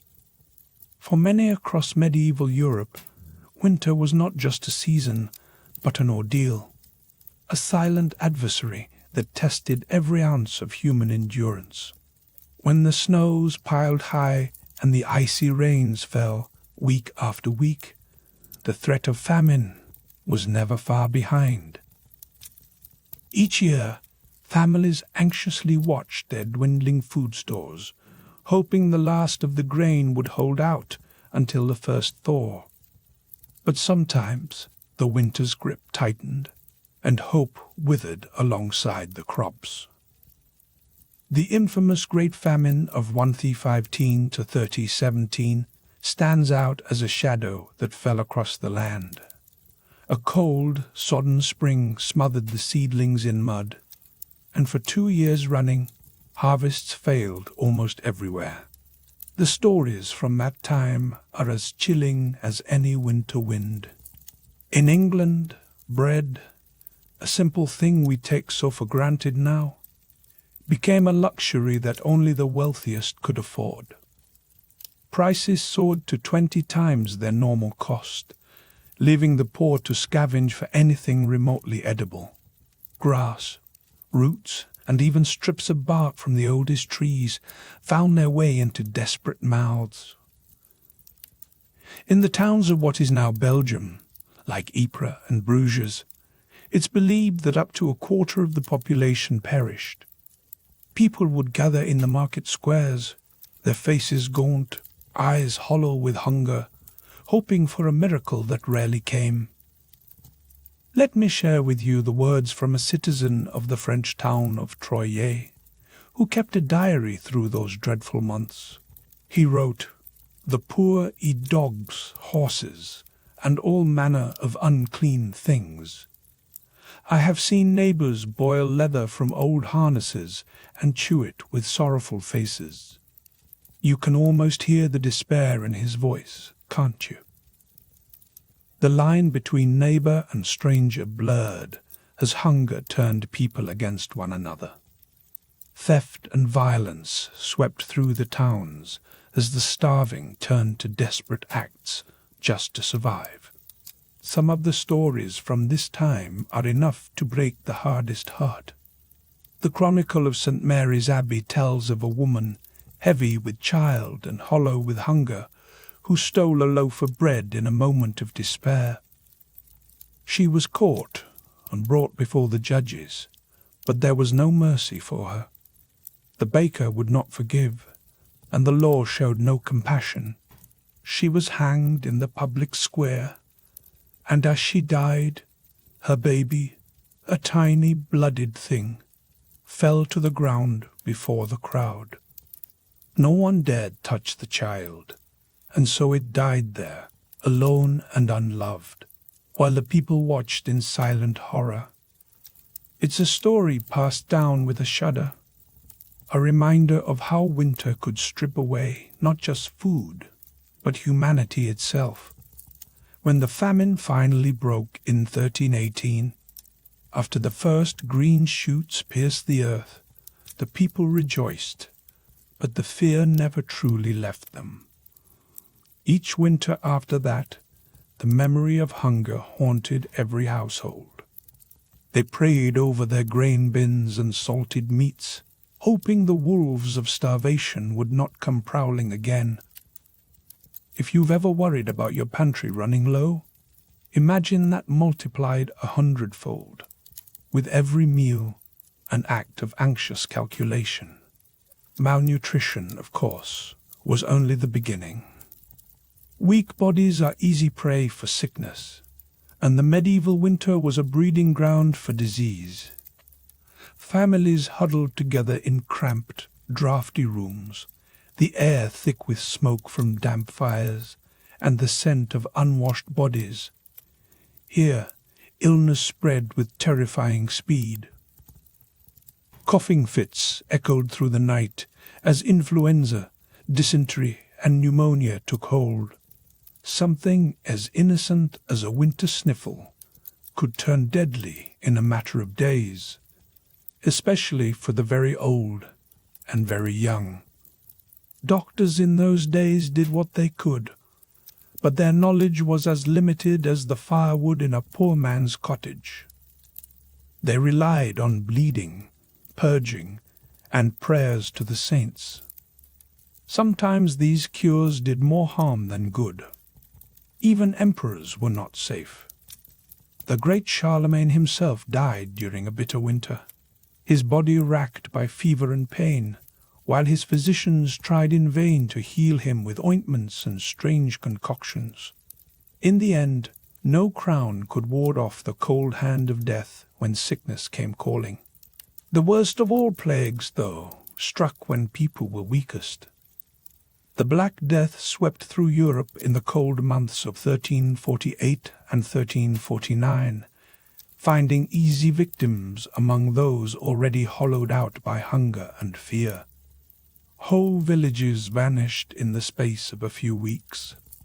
Historians tell us that up to 60% of Europe's people died in those dreadful winters. Imagine walking through a city like Florence or London and seeing empty streets, shuttered shops, and the sound of church bells tolling endlessly for the dead. A letter survives from a man named Sir Luca in Pistoia, Italy, writing to his brother far away. "I am sick at heart and can barely bring myself to write," he confides. "Many are dead, and many more are dying. Shops are closed, taverns deserted. One passes down streets without meeting a soul. Wails of grief echo from houses where death has struck. The stench of rot rises from mass graves. I fear our city may soon be empty of life entirely.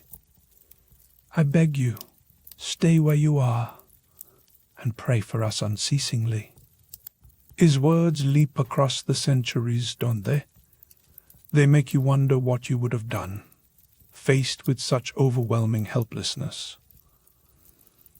In villages and towns alike, the living carried the trauma with them. The ground was often too hard to dig proper graves, so people buried their loved ones in shallow pits, sometimes bundled together in haste before the next wave of sickness arrived. Those stricken by plague were sometimes turned out of their homes to die alone in the snow, neighbors too afraid to offer comfort for fear of catching the sickness themselves. The suffering of winter pressed hardest on the most vulnerable, the elderly, small children, and expectant mothers.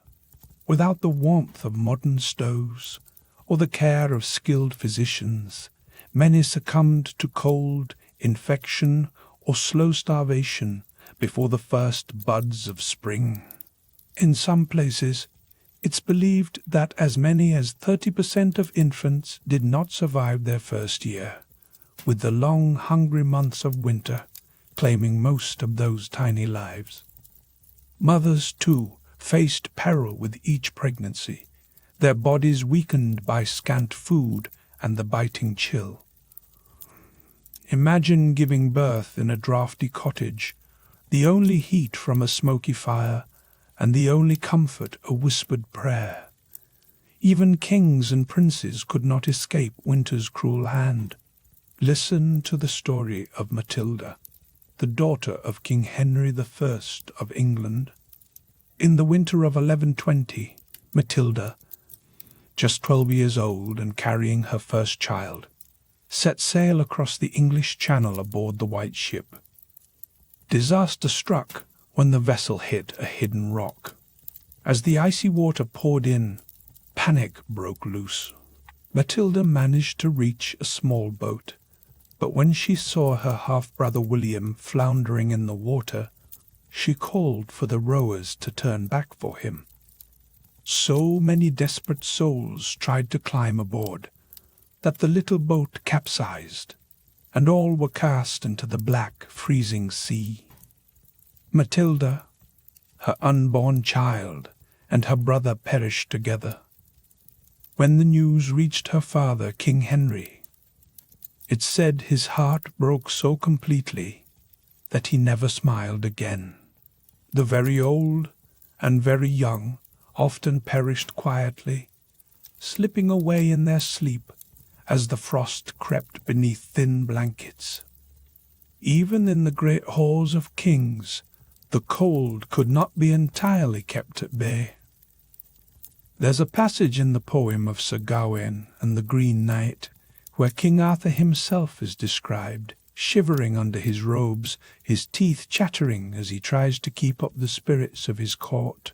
If a king could feel the bite of winter in his castle, imagine what it was like for a farmer's child in a thatched hut. Nature, too, could turn violently against its people. Winters brought not only snow, but storms and floods that swept away entire villages. In 12,006, King John of England lost his crown jewels while fleeing across a stretch of marshland known as the Wash. A sudden tide, whipped up by howling gales, swallowed his baggage and treasure. The king barely escaped with his life, but the shock may have hastened his end. He died just days later, broken in spirit and body. Some say the loss of his treasures was the final blow that sent him to his grave. The sea was a merciless master. In November of 1099, a monstrous flood swept across England on St. Martin's Day, drowning towns and carrying away so many souls that the chroniclers could not count them. And in January of 1219, a North Sea flood submerged the lowlands of what is now the Netherlands, killing over 50,000 people. There were no warnings, no shelters, no way to escape. All people could do was pray as the icy water rose and the wind howled like hungry wolves outside their doors. Inside the towns, the hunger for warmth brought its own dangers. Fires burned in every hearth and hall, but with buildings made mostly of dry timber, a single stray spark could ignite disaster. The Anglo-Saxon Chronicle tells of a dreadful fire that swept through London in 1132, leaping from house to house with terrifying speed. St. Paul's Church, the great cathedral, and countless homes were devoured by flames. The wind carried burning rafters and molten lead across the city, forcing terrified families to flee with nothing but the clothes on their backs. In the confusion, families were torn apart, children lost, and many trapped, never to escape the flames. With little more than buckets of water or handfuls of snow, people did their best to fight the infernos, praying that the wind would turn and spare what little they had left. Tragedy was everywhere, it seemed, and the sense of helplessness against fate and nature hung heavy over every hearth and home. Yet, in the face of all this misery, people still gathered in churches, lighting candles and whispering prayers for deliverance. The motif of prayer, of turning to something greater in the darkness, was woven through every winter's tale. Each new disaster brought fresh pleas for mercy, for warmth, for a sign that spring would return. So, as you stir your tea or glance at the thermostat, Remember those who faced the endless winter nights with little more than faith and the hope that dawn would come again. Their stories remind us how fragile life once was and how powerful the will to endure. But perhaps the greatest danger of medieval winter was something that required no great blizzards, floods, or conflagrations. It crept silently, a test of spirit as much as of body. Let's turn now to the endurance and hope that carried people through the long, dark months, the indomitable spirit that lit a candle in even the blackest night. Let me tell you something, friend. Picture yourself in a world without thermostats, without fleece jackets or double-glazed windows. No matter how many storms raged outside, or how heavy the snow piled against the doors, the real threat of medieval winter wasn't always a dramatic blizzard or roaring flood. Instead, it was the steady, relentless cold, creeping in quietly, that wore down even the strongest. Here, in these long medieval nights, you feel the cold not just on your skin, but deep inside your bones. Most folks today have never truly known what it's like to rely on nothing but a smoky fire and a heap of old furs to ward off the winter chill. Yet that was daily life for our ancestors. Imagine the ache in your joints, each knuckle and knee throbbing as the damp works its way in. Arthritis and rheumatism, they weren't just the burdens of old age, they were the legacy of every winter survived. For many, each year, the pain grew sharper, the cold biting a little deeper. You might try to keep your hands and feet covered, but still the cold would find a way. The numbness would creep in until fingers and toes turned black with frostbite. Sickness thrived in these conditions. In crowded rooms where the air was thick and heavy, pneumonia and influenza claimed the weak and the weary. The cold seemed to press on your very chest, making every breath a struggle, every heartbeat sluggish and heavy. Let me share with you the words of Gildas, a British monk from the 6th century. He wrote of winters where the nights are long and dark, the days dreary and chill.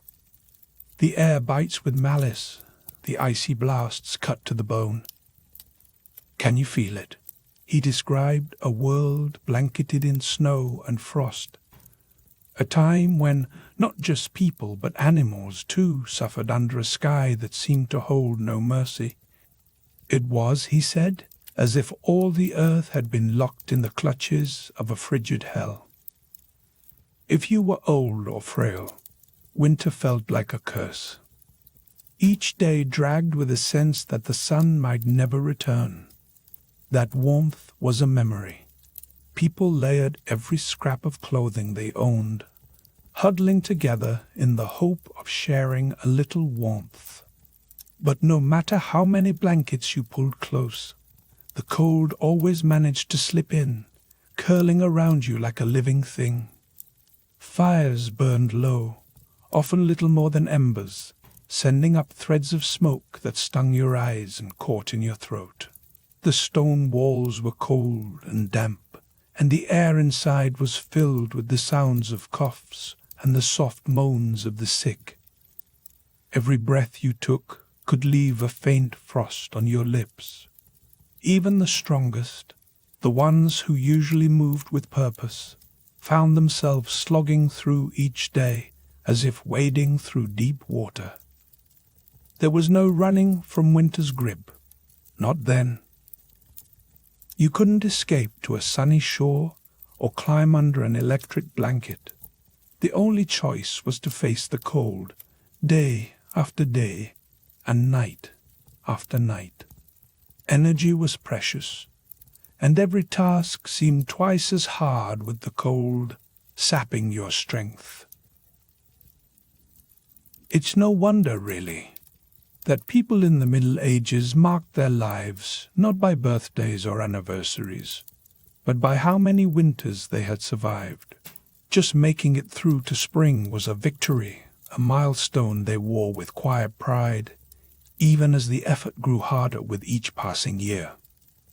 And yet, in the face of this endless hardship, hunger gnawing, sickness spreading, the cold always pressing closer, the people endured. They did not simply give up or fade away. Year after year, season after brutal season, they pressed on. Their only armor was the strength of their spirit, the stubborn resolve to see another sunrise. When the last turnip was gone and the bread shelves were bare, they tightened their belts and made do. When the fire barely glowed, they pulled their tattered blankets tighter and shared what little warmth remained.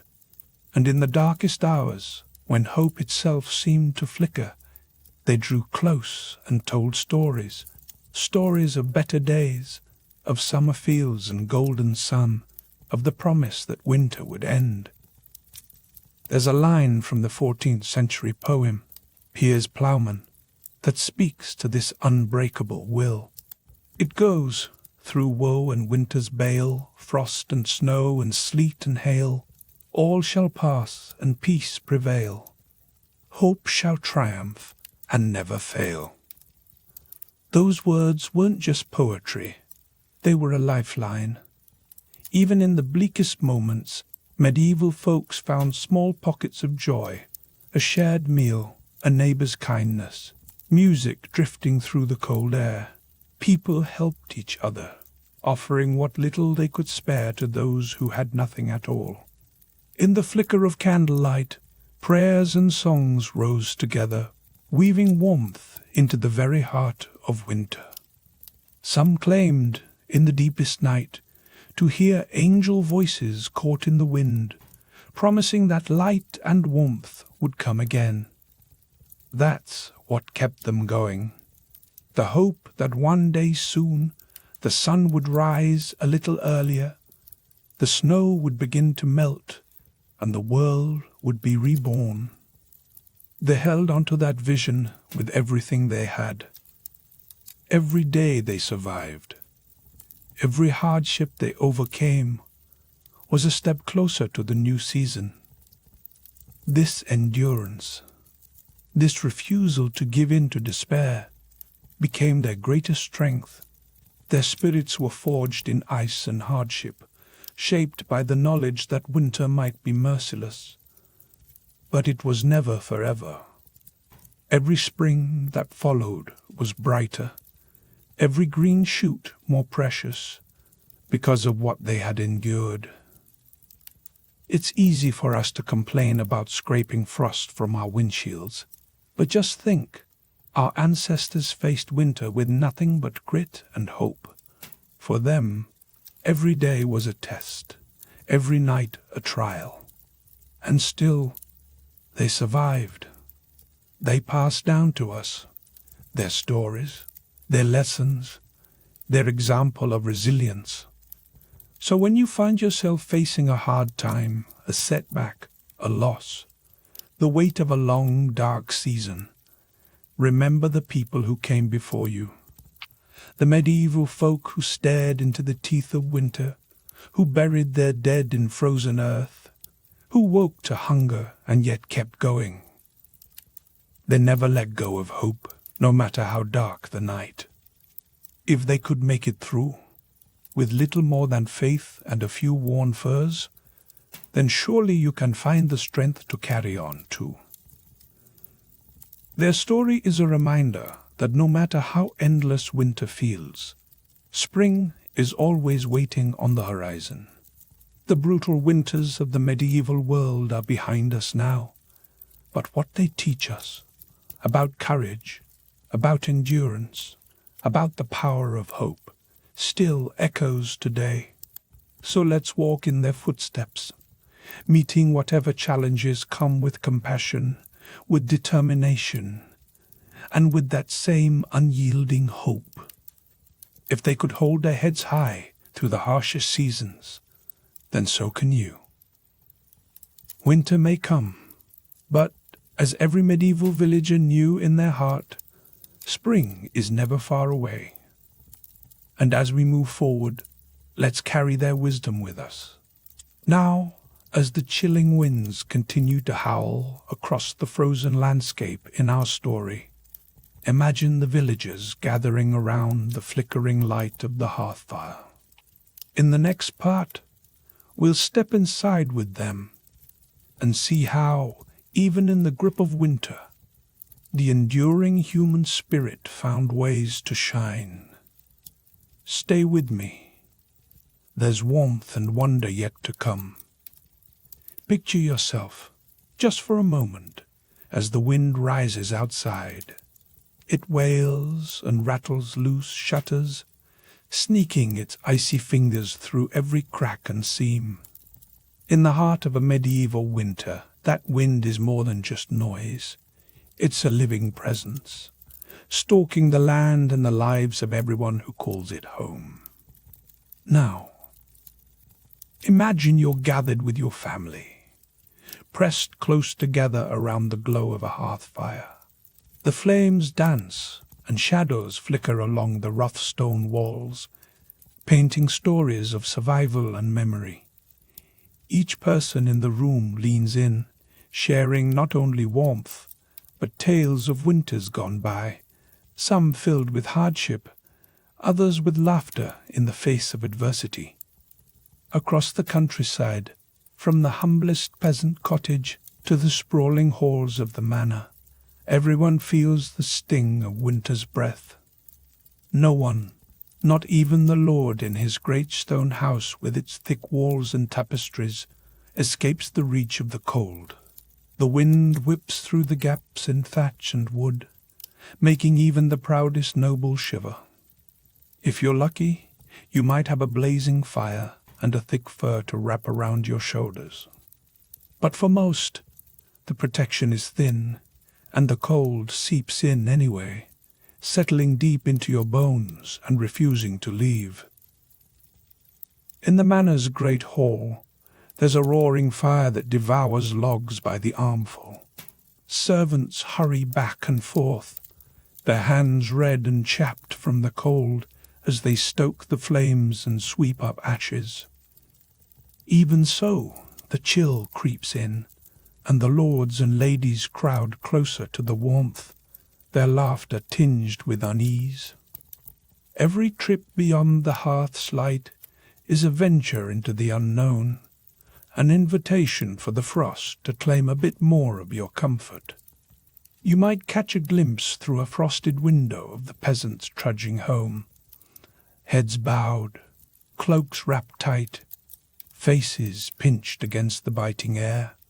Now, shift your gaze to the world outside the manor, a world of rough cottages huddled together at the edge of the fields. Here, winter is truly an enemy. The roof overhead is thin, and the walls are little more than mud and wattle. The wind finds its way inside with ease, and a thin trickle of smoke curls up from a hearth, grudgingly fed with scraps of wood and any peat you can gather. You can almost smell it. That sharp, earthy scent, mixed with the constant tang of unwashed bodies pressed together in close quarters.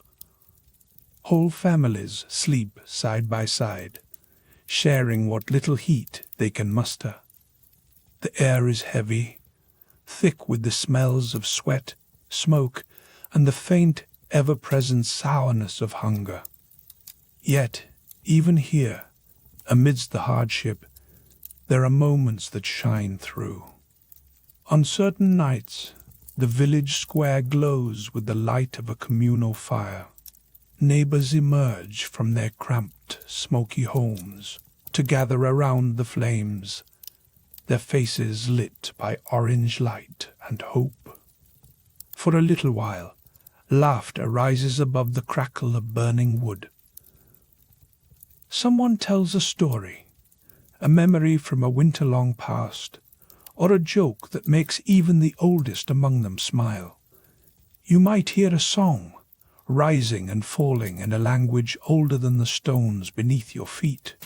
In those circles, young couples steal a moment away from watchful eyes, whispering promises and sharing secret smiles. Children, bundled in whatever rags they can find, race across frozen ponds, shrieking and sliding, their joy a rebellion against the cold. Even the eldest villagers, their bodies bent and worn, feel the weight of the years lift, if only for a heartbeat. These moments of togetherness are rare and precious. Winter does not let you forget itself for long. The hunger is always there, a gnawing presence in your belly.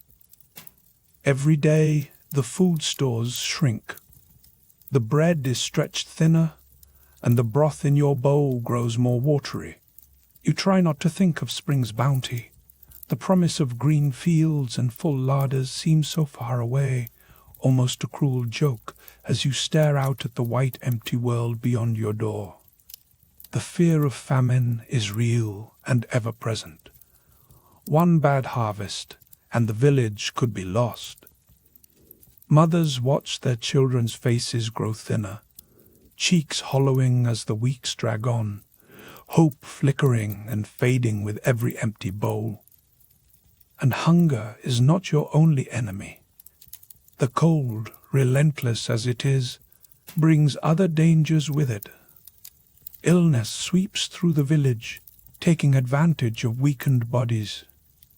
You hear the constant cough of a neighbor, deep and rattling, echoing through thin walls. Sick children huddle beneath blankets, eyes dull and distant. The old and the very young are always the first to slip away, their bodies too frail to fight off the fevers and chills that winter brings. The pox, the flux, and other unnamed illnesses make their rounds, leaving grief and silence in their wake. Sometimes, desperation drives people to choices they'd never imagine in kinder seasons. Stories spread of families doing whatever they must to survive, crossing lines that haunt them long after the snow melts. These tales are whispered in the dark, warnings and reminders of how close the line between survival and despair can be. Yet the world does not stop. There are always those who must venture out, braving the fury of the blizzard.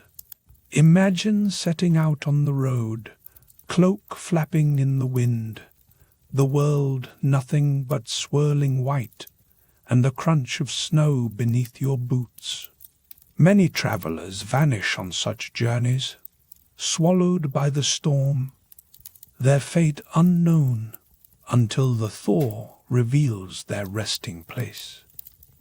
It's a grim reminder, in winter, even the bravest can fall. And it isn't only the poor who suffer. The knight, clad in armor meant to protect, finds that steel is no match for the cold. Imagine trying to grip your sword with numb fingers, your breath freezing against your visor, your horse struggling through drifts as icicles form on its mane. Even the mighty feel the sting of winter's power. In the castle, the king sits by a fire that never seems to warm him enough. His crown feels heavier in winter, the burdens of leadership pressing down as he counts the cost of keeping his court fed and warm. The treasury empties faster than the woodpile, and every merchant who arrives with grain or firewood demands a higher price. Even a king cannot command the seasons to change. But as you sit by the fire and listen to these stories, remember that winter's grip is not forever. Even in the darkest months, people hold on to hope, clinging to the promise of spring. There are celebrations that break through the gloom, like the feast of St. Stephen, a day when the usual order is upended. For one wild day, the poorest of the poor might become the lord of misrule, presiding over feasting and laughter, while the hardships of daily life are set aside. Raucous songs fill the air, tankards are raised, and for a moment the weight of winter seems to lift. When the days finally start to lengthen, you notice the first signs of change. Icicles begin to drip from the rooftops, and the snow grows soft underfoot. Here and there, a brave snowdrop pushes up through the earth, a tiny flag of defiance against the cold. Soon, crocuses follow, splashes of color against the gray and white. The land stirs, and so do the people. Hope returns, slow and tentative at first, then with growing strength as the ground softens and the sun warms your face. The feast of the plough arrives, and with it, the promise of new beginnings. Oxen strain against the harness, turning the rich, dark earth. The air is filled with the scent of soil and the promise of food to come. The trials of winter begin to fade, replaced by the excitement of planting and the hope of harvest. Looking back across the centuries, you can't help but marvel at the resilience of those who came before us. Year after year, generation after generation, they faced down the winter's fury with a strength that seems almost unimaginable from the comfort of our heated homes. What kept them going wasn't just stubbornness. It was the ties of family and village, the sharing of food and stories, the laughter that found its way through even the darkest nights. So, next time you grumble about waiting for the bus in a drizzle, or complain about a cold snap that lasts a week, take a moment to remember those long-ago winters. Our modern inconveniences are nothing compared to what our ancestors endured. Their struggles and triumphs remind us of the true value of a warm meal, a safe shelter, and the company of others who care. Tonight, as you settle under a soft blanket, maybe with a mug of something hot in your hands, spare a thought for those who face the winter with so much less. Their courage and hope echo down through the ages, a reminder that the human spirit shines brightest when the world is at its darkest. Now, as we step deeper into the heart of winter, come with me into the next chapter. Imagine the frost thickening on the window panes and the world outside turning pale and silent. For those medieval peasants toiling at the edge of survival, warmth and light were precious beyond measure, always chased, never quite caught. Let's journey together and see just how they managed to survive as the bitter chill of winter descended once more upon the weary lands of medieval Europe. Now, friend, let me draw you closer to the fire, for tonight I'd share a tale every soul in this old village knows by heart. The story of surviving a medieval winter.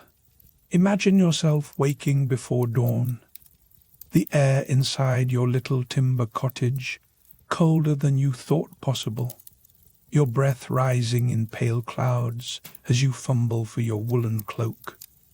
The world outside lies shrouded in darkness and silence, broken only by the distant wailing of wind slipping through the cracks of your walls. For those scraping a living from the earth, winter in medieval Europe didn't just mean a chill in the air. It meant the very sun itself seemed to shy away, leaving long, hungry nights and days where every ray was precious. Most folk owned little more than a patchwork of tattered rags, and their bellies ached with the memory of summer's plenty, now just a dream. The cold was not a gentle visitor. It pressed in, all-consuming, settling in bones and joints, making each movement an effort. Picture the family huddled together on a straw mattress, layered in every scrap of cloth they possess. The only true warmth comes from the closeness of bodies, parents, children, and even the animals, pressed together in one smoky, cramped room. The smell is unforgettable, a mingling of sweat, earth, and livestock, sharp and heavy in the stale air.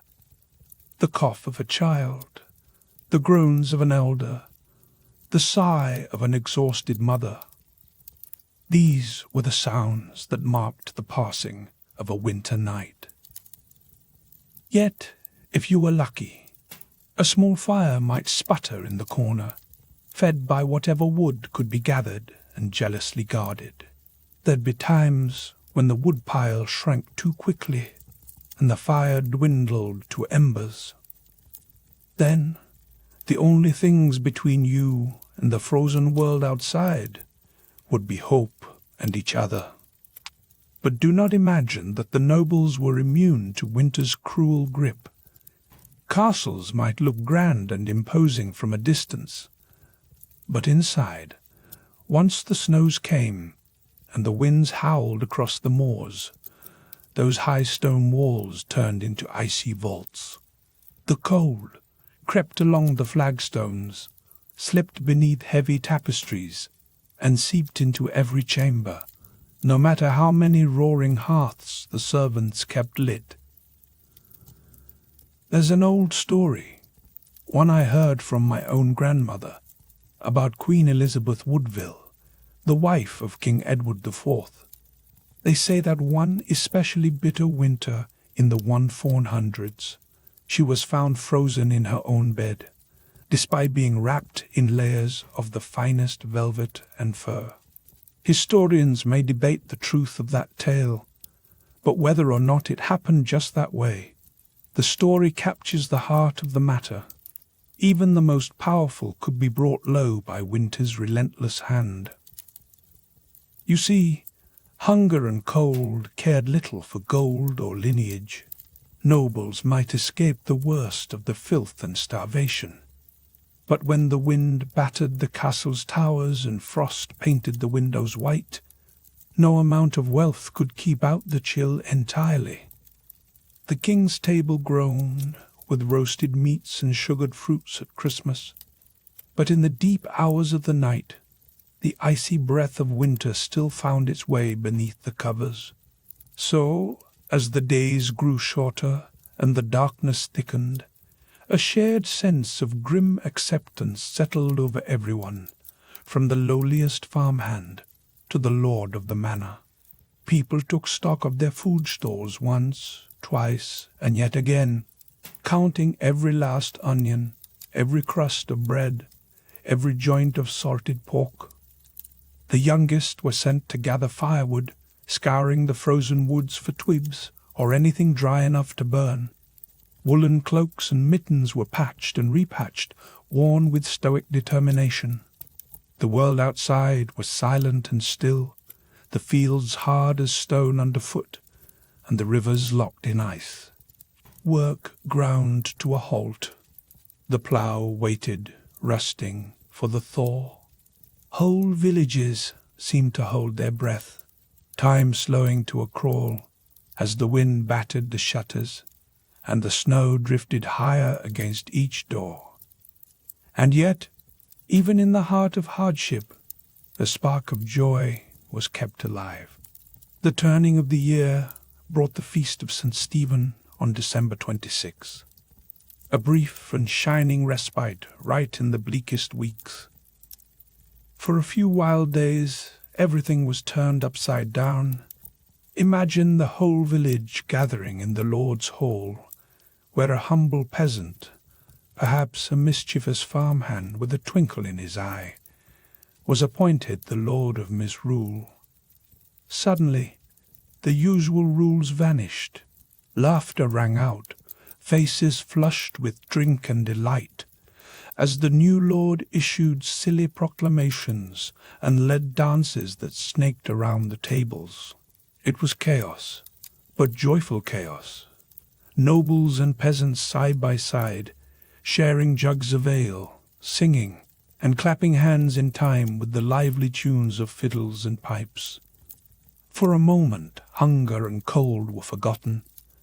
The firelight danced across flushed cheeks, and hope flickered in tired eyes. Even if only for a day, the burdens of winter were set aside, and everyone was simply human, joined in celebration. This burst of mischief and merriment was no small thing. It was a lifeline, a reminder that even the harshest season could not snuff out the spirit of community. In those moments, you could almost believe that the world had turned warm again, that the darkness would soon give way to light. But as with all good things, the festival came and went. The Lord of Misrule returned to his chores, and the last crumbs of the Yule loaf were swept from the floor. Quietly, the villagers returned to their homes, the embers in the hearth glowing softly as the cold pressed in once more. The laughter faded, replaced by the familiar sounds of winter, wind moaning through the thatch, the snap of a log in the stove, the gentle breathing of those huddled against the night. Life shrank to the essentials, a bowl of thin pottage, a flicker of flame, the steady presence of family. Every day was a test of patience and endurance. The fields lay dormant, their promise hidden beneath a crust of snow. Evenings stretched endlessly, broken only by the telling of tales, the very stories I share with you now, meant to fill the hours and keep hope alive. Sometimes, in the deepest cold, you might catch yourself doubting whether spring would ever return. Would you ever see the grass again, or feel the sun on your face? The nights seemed endless, the cold absolute. But beneath that frozen earth, something miraculous was happening. Tiny green shoots, invisible to the eye, were biding their time, waiting for the signal to surge upwards. Those who held on through the coldest, darkest stretch, those who rationed their food, who patched their clothes and kindled their fires with care, who drew comfort from laughter and the nearness of others, would, in time, be rewarded. The sun would return, slowly at first, then with mounting certainty. The sky would brighten, the river ice would crack and run, and the world would shake off its white shroud. By Plough Monday, just after Epiphany, the first thaw would soften the soil. Hope would rise anew as men and women ventured outside, blinking in the pale light, ready to turn earth and plant seed. There was hunger still, and bodies grown thin with hardship, but spirits lifted with every sign of renewal. The sheep would find new grass, the children would run with shouts and laughter, and the great circle of the seasons would begin again. But in the depths of winter, survival was a matter of grit and togetherness. The old and the young, noble and peasant, all endured the same long wait, bound by necessity and by hope. They leaned on each other, shared what little they had, and spun dreams of brighter days. Sometimes, as they sat by the fading fire, they would wonder about the world their grandchildren might inherit, one with gentler winters, perhaps, and fewer empty bellies. Those dreams, fragile as they were, kept the flame of hope alive. Even now, as you sit in your warm room, perhaps with electric light and every comfort close at hand, I invite you to pause for a moment and remember those who came before us. Their resilience, their stubborn faith in the return of the sun, is a lesson worth holding close. They teach us that even the darkest winter cannot last forever, and that the smallest spark, kindness, laughter, a story told by the fire, can carry us through to brighter days. So let us honor those enduring souls who braved the cold and hunger year after year, who found ways to rejoice even in the heart of hardship. Next time you wrap yourself in a blanket or pour a hot drink on a frosty morning, spare a thought for those medieval villagers huddled beneath the same winter sky, dreaming of the spring to come. Their strength is the light we carry forward. As the story of winter survival draws to a close, we find ourselves standing on the threshold of hope, with medieval folk eagerly seeking any chance to lift their spirits and build a sense of community and goodwill amidst the hardships. Now, let me take you back to the heart of a medieval winter, where the cold pressed in at every door and window, and the days felt as though they might never lengthen again. Picture yourself huddled with your neighbors inside a low-beamed hall, the air thick with the smoky warmth of peat fires and the cheerful clamor of voices breaking through the gloom. You, my friend, have survived another solstice. The long, bitter nights are slowly receding, and hope glimmers like a candle flame in the darkness. For medieval folk, these winter months could feel endless. Each day, a test of patience and grit. Food stocks ran low, firewood dwindled, and even the heartiest souls sometimes found their spirits waning. Yet, amidst all this hardship, the people of the village found ways to kindle joy, gathering together whenever the calendar offered them a chance. One such moment came each year on the day after Christmas, St. Stephen's Day.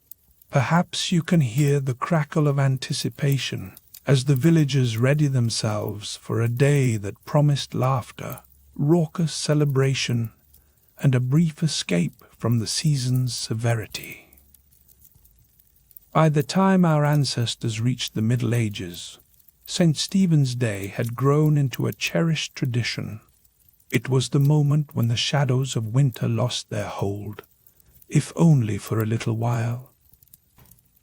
After the solemn rituals and quiet reverence of Christmas Day, St. Stephen's offered relief, an invitation to set aside worry and embrace the warmth of community. Imagine stepping into the hall, cheeks still tingling from the cold outside, to find a world turned delightfully upside down. Central to these revelries was the custom known as misrule. On this day, the strict ladders of rank and status, which ruled life on every other occasion, were gleefully tossed aside.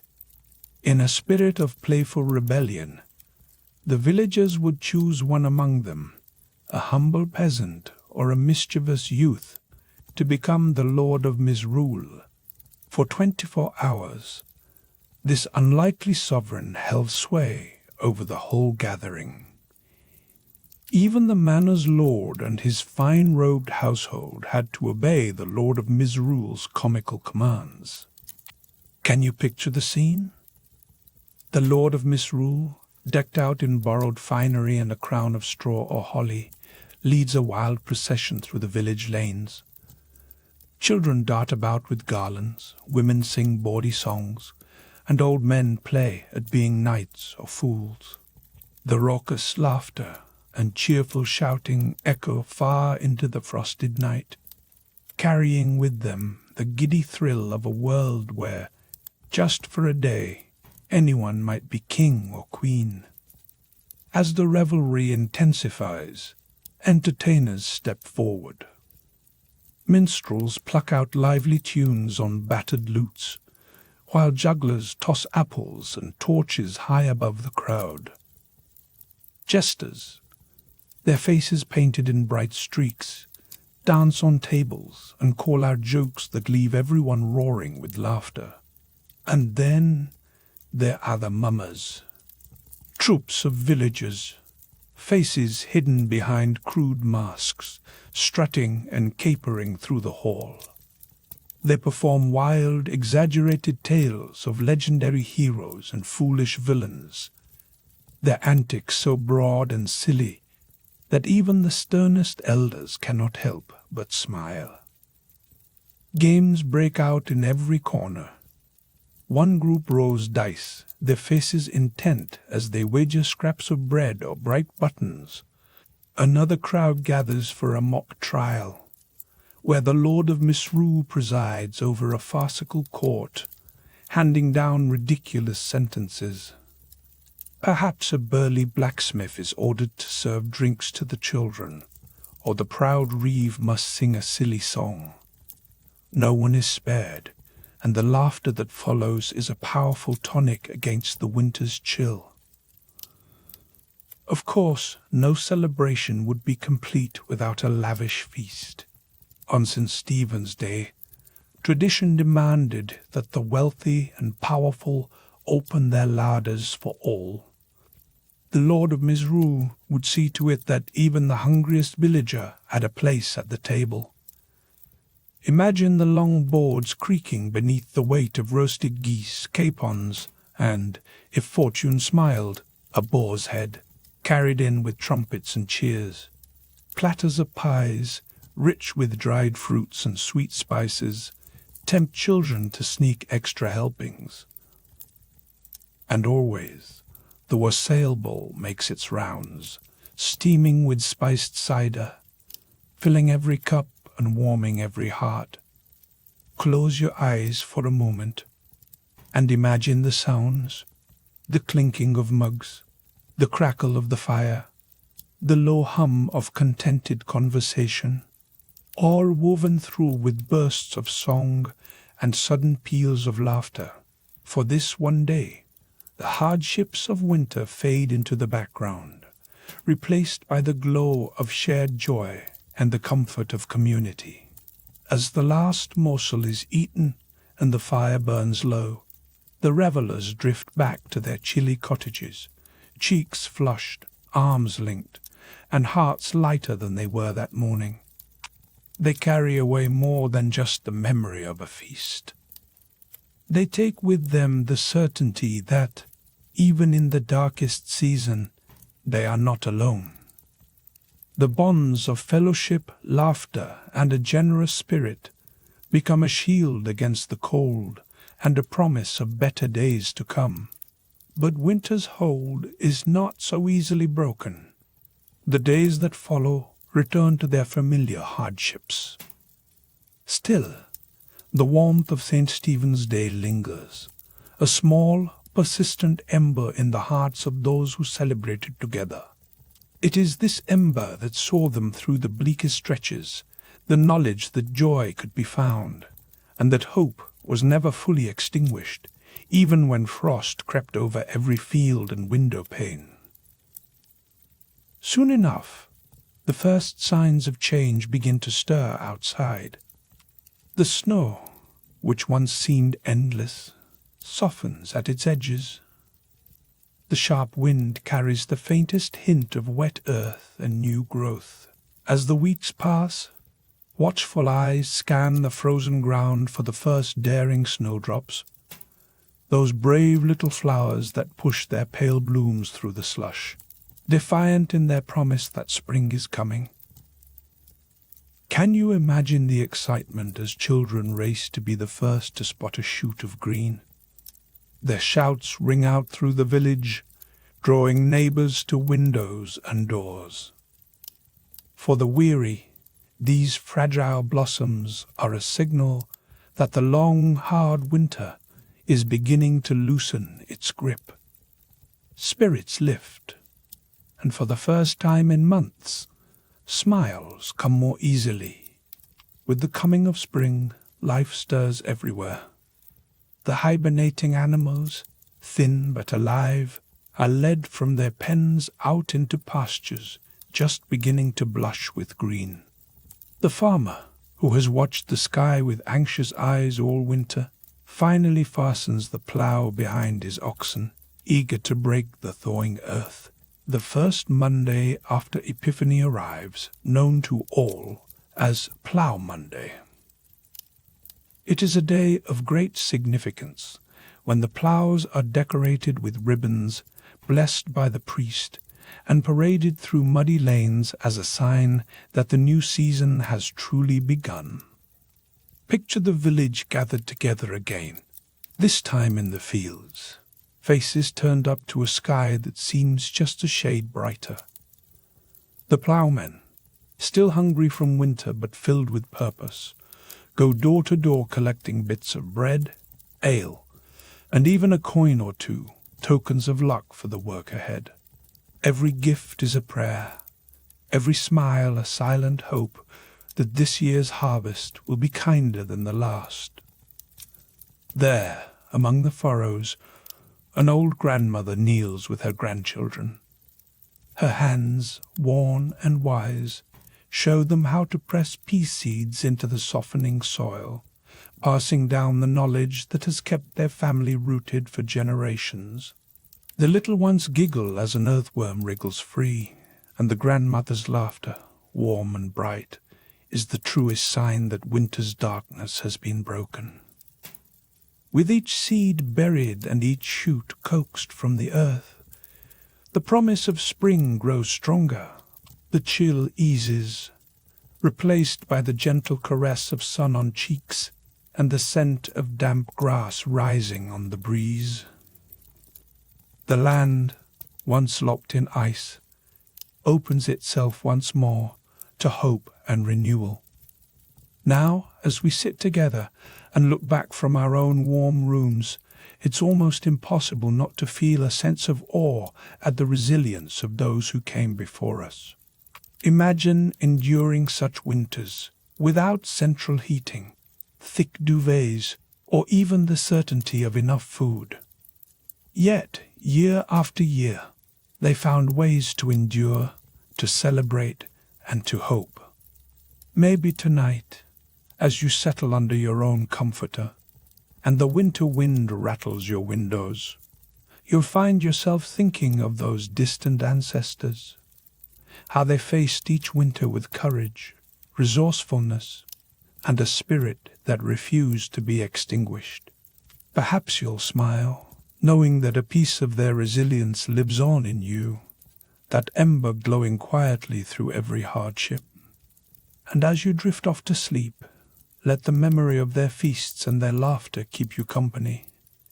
Remember that, no matter how long the winter night, spring always returns. The cycle of hope and renewal continues, just as it has for centuries. If this story of resilience and celebration through the ages has inspired you or sparked your curiosity, I invite you to like this video and subscribe to the channel. I'd love to hear your own tales of winter. How do you find light in the darkness or joy when the days are short? Share your thoughts in the comments below and join our growing community of history lovers and dreamers. Until we meet again by the fireside, may you sleep soundly and dream of warm hearths, hearty laughter, and new green shoots pushing up through the thawing ground. Good night, and may hope always find you, even in winter's deepest shadow.